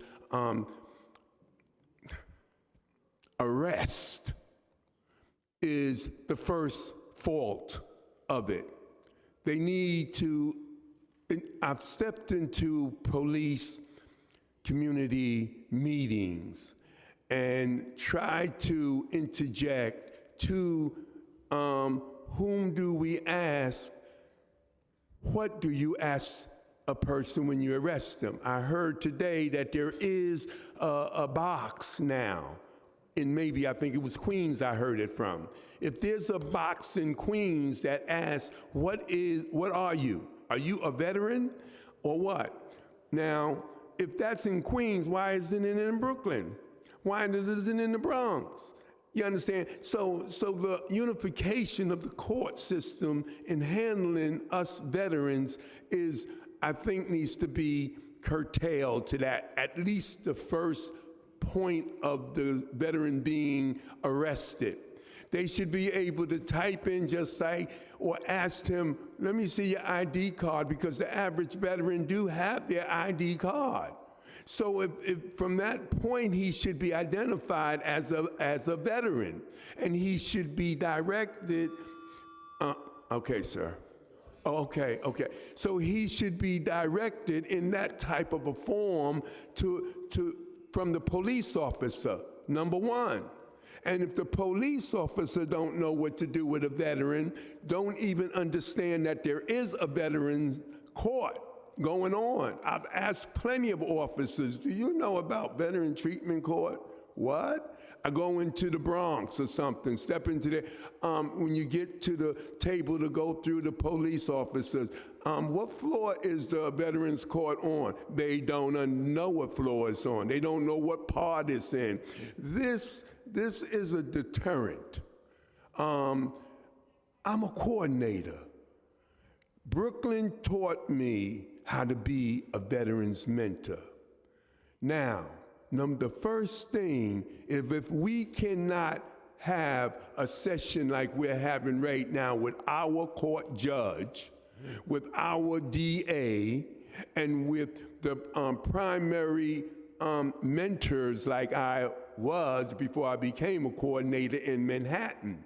Now, Manhattan doesn't have that group session, which helps us as mentors to relate to that veteran. Yes, we have the understanding that we hear while we're in day court. But once that day court ends, we've got to run out, and the veteran looks at us and asks, well, look, can Mr. Sweat, you have a coffee for me? Do I have coffee for you? Of course I got coffee for you, but I can't answer him for, what about once he gets home and need to get back to the court? Who answers him then? And what monies do I make?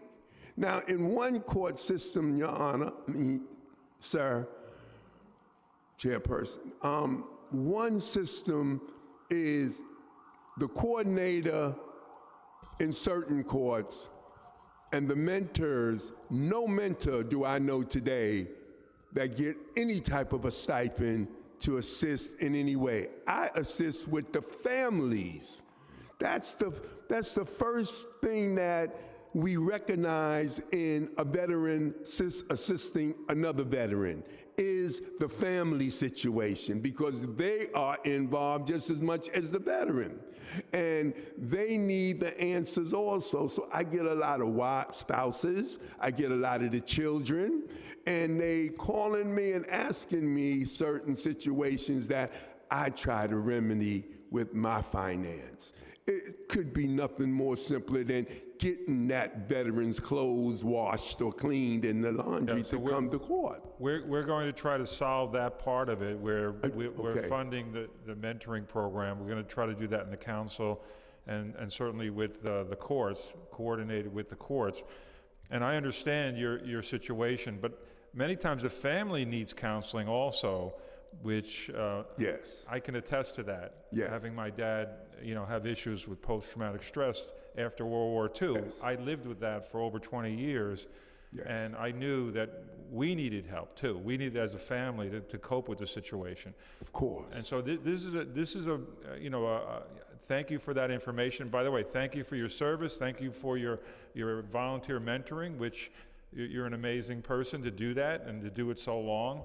For so long. And we hope there's a lot more of you in the future, because this I think goes a long way. Certainly with the veterans, I know that their peers are the best medicine at this point to help them get through what they're going through.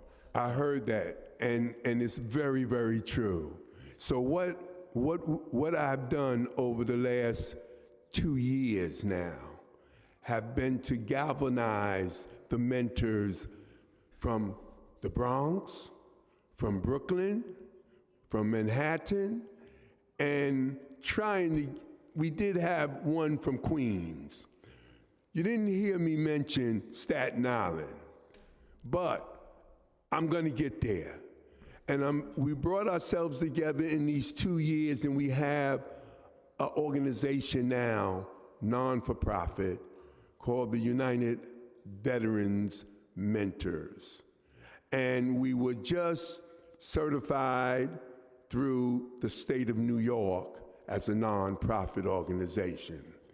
I want to thank you for this, and I want you to understand that, yes, what I heard today is very true, because my justices in Manhattan Supreme Court right here, I sit and listen so carefully, and he's not a veteran, but he's came from the status point of the mental court session that he ruled over to this veterans court situation we have in the afternoon.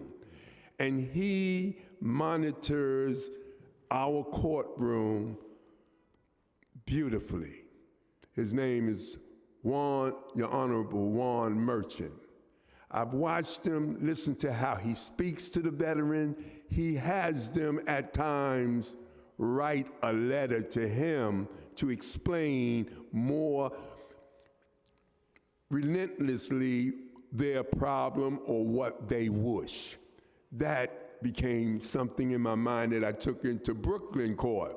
So it's a thing where we need this unity of courts to assist in the process of getting that veteran help and a legal, justified means of what his case calls for. Not just that he's sick. Drugs and mental problems is one thing, but then the average veteran I know is sick inside. Again, this is something. I'd like to talk to you some more about this, and if my chief of staff will give you our card, and that we'll have a discussion, because I think you're a wealth of information and knowledge, and we certainly need that too, if we're going to fix the system and help our veterans. Thank you so much. Thank you, sir. If I may also, thank you so much, Mr. Sweat, for your testimony. I really appreciate it, and also thank you for your service. And I would love to also learn more about the nonprofit organization, because I think this is really a great avenue in terms of coalescing and getting a lot of the mentors together, making sure that they have the funds to, you know, I know that you gave from your own pocket without, you know, question, because that's how you show, you know, the caring that you've been, you know, doing through this work.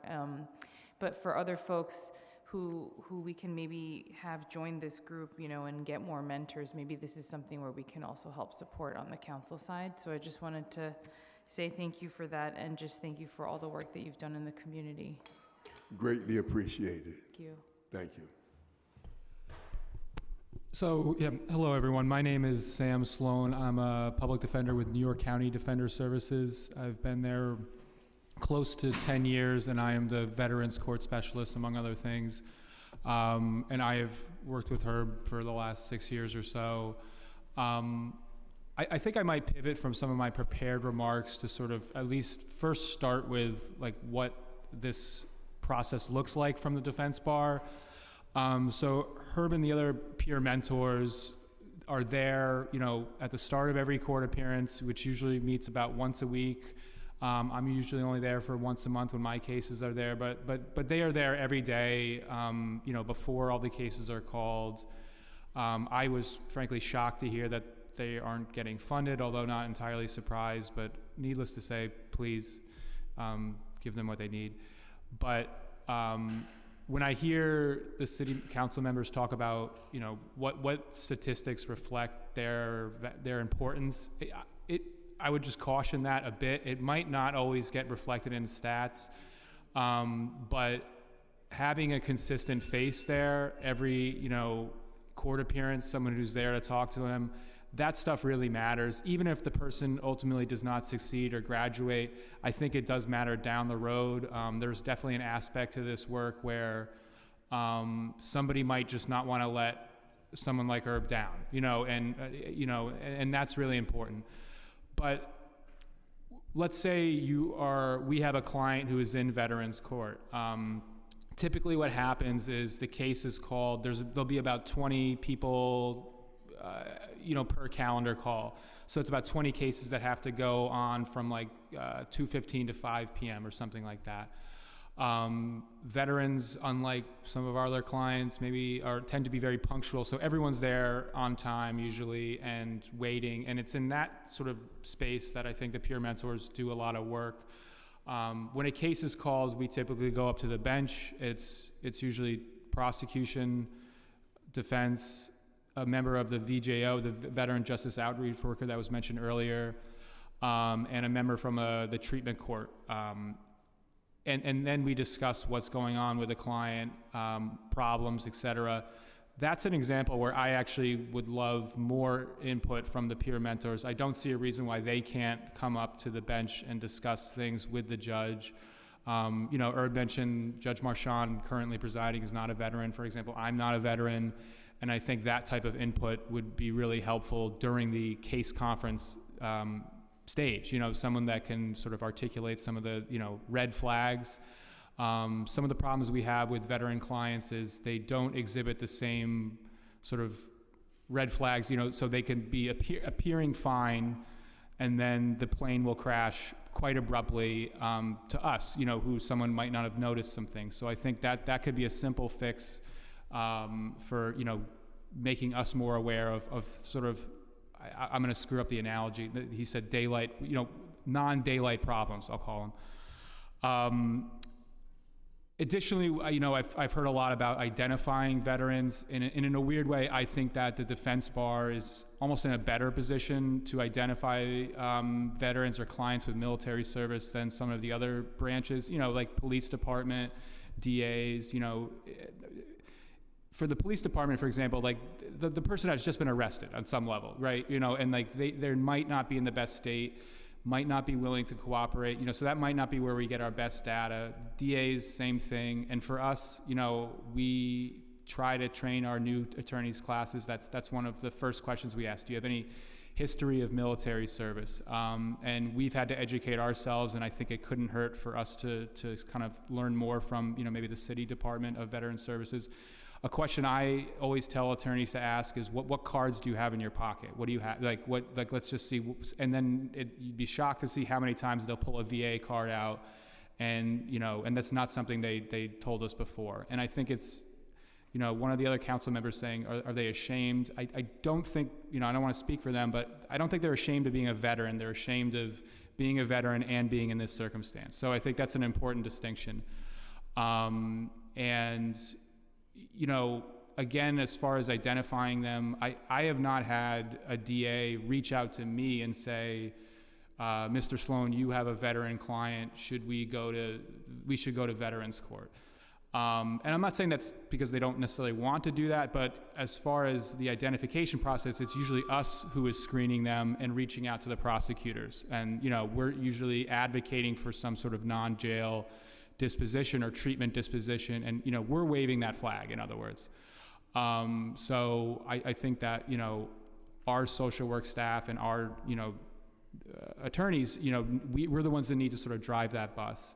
The other thing, as far as barriers to entry, they can come in a couple forms. You can have a DA who says, we don't think this is a treatment eligible, like we're not doing it. We're not doing the treatment, and that's when they don't consent, okay? Another can say, oh, I am interested in treatment court, but before we do that, I need to see some records. And so they force us essentially to order the full military file. Typically veterans can identify themselves with like the standard discharge paperwork is a DD-214, which is usually how we prove military service. But a lot of times we've had over the years, the DAs want the full military file. We're talking, and that can take 8 weeks before the pandemic, post-pandemic. We've heard horror stories of like, they're just not gonna come, or you're gonna get partial files, and then the files are gonna make reference to other ones that you then have to send, because they went to a hospital that was in California when they were a separate service. So now we have to reach out again. And that can take 6-8 months, and that's pre-screening. So the DAs, they haven't rejected us, but we're still pending. And during that time, a client can get frustrated. Another opportunity, they might just say, I'll just take the jail time or something like that, which is up to them, and we can't stop them. But yes, if treatment is the goal, that's a barrier. And so I think that's something that we've really run into, where again, it's not a no, but it has the effect of a no. And that kind of bureaucratic grinding down can really, sort of hinder our progress. And so that's where some of these things that have been mentioned earlier of pre-plea screenings and getting the ball rolling faster, because we're dealing with veterans. You're going to be dealing with the VA. You're going to be dealing with the New York State court system. These are some of the biggest, bureaucracies we have, and we need to find out a better way to fast track that. And I don't know whether through legislation, through treatment on jails, or anything along those lines. But I'd see. Oh, yeah, I thank you for the testimony. 'Cause we learned a lot just from what you just mentioned about that the DAs are not reaching out. Is this Manhattan? I can only speak to Manhattan, correct? Okay, but this Manhattan, they're not reaching out to you. As the attorney for the veteran, you have to, when you find out from talking to your client, then you contact the DA's office. Is this how it's working? So yeah, and another distinction I want to make is I know the representative from Queens DA, we do not have misdemeanor veterans court in Manhattan or anything like that. So when I talk about veterans court, I'm only talking about felonies. So let's say I have a felony, but the case is not indicted yet. I say to the DA, I think this is a good treatment court kind of case here. They say, well, let's wait till the indictment and then we'll figure it out. So now we're looking at a month and a half after the indictment is filed for the Supreme Court arraignment. I say, can we send it for a screening to Veterans Court at the Supreme Court arraignment? The DA will probably say, I need to check with another DA who handles that. We would like to have all the records before we consent to screening. Again, that's consenting to the screening. That's not saying yes or no. And then again, and that's kind of how, and now the case has gone 4 months. Whether they're in or out, it has a similar, grinding effect. And those are things that if there's any way, that needs to change, I think, to make a long story short. Yes, thank you for that. We do have to coordinate what Herbert mentioned about unifying the 5 boroughs in a system. Sounds like that needs to be done, yesterday. So we'll work with DVS, we'll work with anyone, certainly the courts we have to have some kind of meeting with and try to unify this to where there's not this long delay. I just can't, I just can't imagine the hurdles that you're going through, but certainly the veterans who are not getting the treatment for an extended period of time is the problem here, and we can solve that. We could just fix it by coordinating with different agencies within the city, and certainly, I know DVS is a very small agency, Commissioner. I know you're here. Thank you for staying, but we probably need to address this on a wider scale, where we can work on procedure, so that you don't have to wait 8 weeks or to get information from the Veterans Administration. And I do think the veteran client base, should be treated differently for any number of reasons. But one of them is if you have, if they provide X number of documents and then you get met with, oh, that's not enough, it has the effect of kind of demeaning the service or saying that, and that can be then we can shut the person down and they're not open to anything because they think, understandably. And so that's the kind of thing where I think that the benefit of the doubt should sort of go to them as far as moving the ball in the screening process. I actually find that, I'm not saying clients rarely lie about service, and if they do, it's quite easy to spot. And I would never refer that person, So minimal hurdles, I think, would giving them the benefit of the doubt at some level. And I'd be curious to see, because I know that on the mental health side of things, that's always a very tricky piece too, is there's a lot of regulations around intake processes and how to, get folks into services. And so I've been talking even to the state commissioner of OMH as well on the New York State side about, yes, we want to make sure that we're following and honoring certain regulations, but also how do we streamline the process and how do we expand? And I think that's what you heard also earlier, is how do we expand who gets these types of services, and of course the other piece is, how do we get it covered, right, in terms of costs? And so I had a really quick question though, in terms of just out of curiosity, what does your caseload look like and how many attorneys are working on these types of cases along with you? So I would say we're fairly low now. It's gone from 12 to 7 or something along those lines. And those are clients who are actively in a VTC court. A lot of what we do though is, because we don't have a misdemeanor veterans court, of, okay, how do we help this person who maybe it's not necessarily relevant for the disposition, but we've found someone in need, and I think that's where I'm coming here to learn more about the city Veterans Department. I think the representative said you should contact the VJO, and I would completely agree with that. We worked actively with our local VJO. Siobhan Denneker's an amazing person, and that's a great relationship we've had. I would love to see if there's something similar on the city side, because some of the problems with the VJOs is if they're not VA eligible, in other words, if there's a bad, or just to put it in layman's terms, not a great discharge status or an issue or something like that, they might not be eligible for all the VA services. Having said that, there are all these great nonprofit services that are offered through the city, but it can be hard to navigate, especially our client base. I always say you can refer them to probably one person. If that person then refers them to someone else, it's not going to happen. There's too many, it's too much. And so that's where someone like Siobhan, for lack of a better term, can be sort of a fixer for the VA bureaucracy, and she's sort of a constant, always there. So, finding those people is very important for us, Okay, and just anyone else, if you have questions? Thank you for your testimony. Thank you. Thank you for your... I think she, Okay.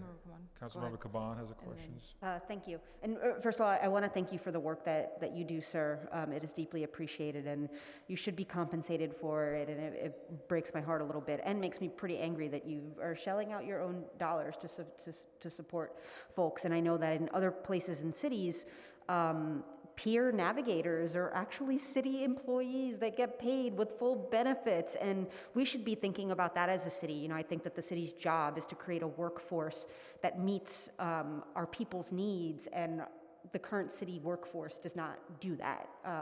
We don't have, you know, a lot of the positions that we need to have. We have some folks in too many positions and not enough of others. So I hope that that's something that continues to get pushed and pursued.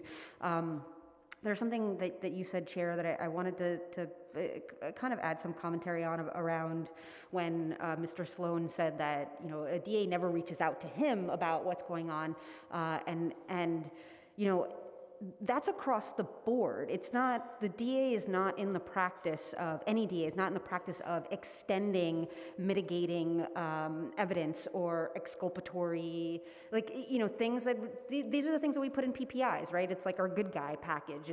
It's the things that kind of fill out a person's life and experiences that we want you to consider when making these really consequential decisions. That always comes from the defense. It never comes from the DA, because that's just not part of their practice.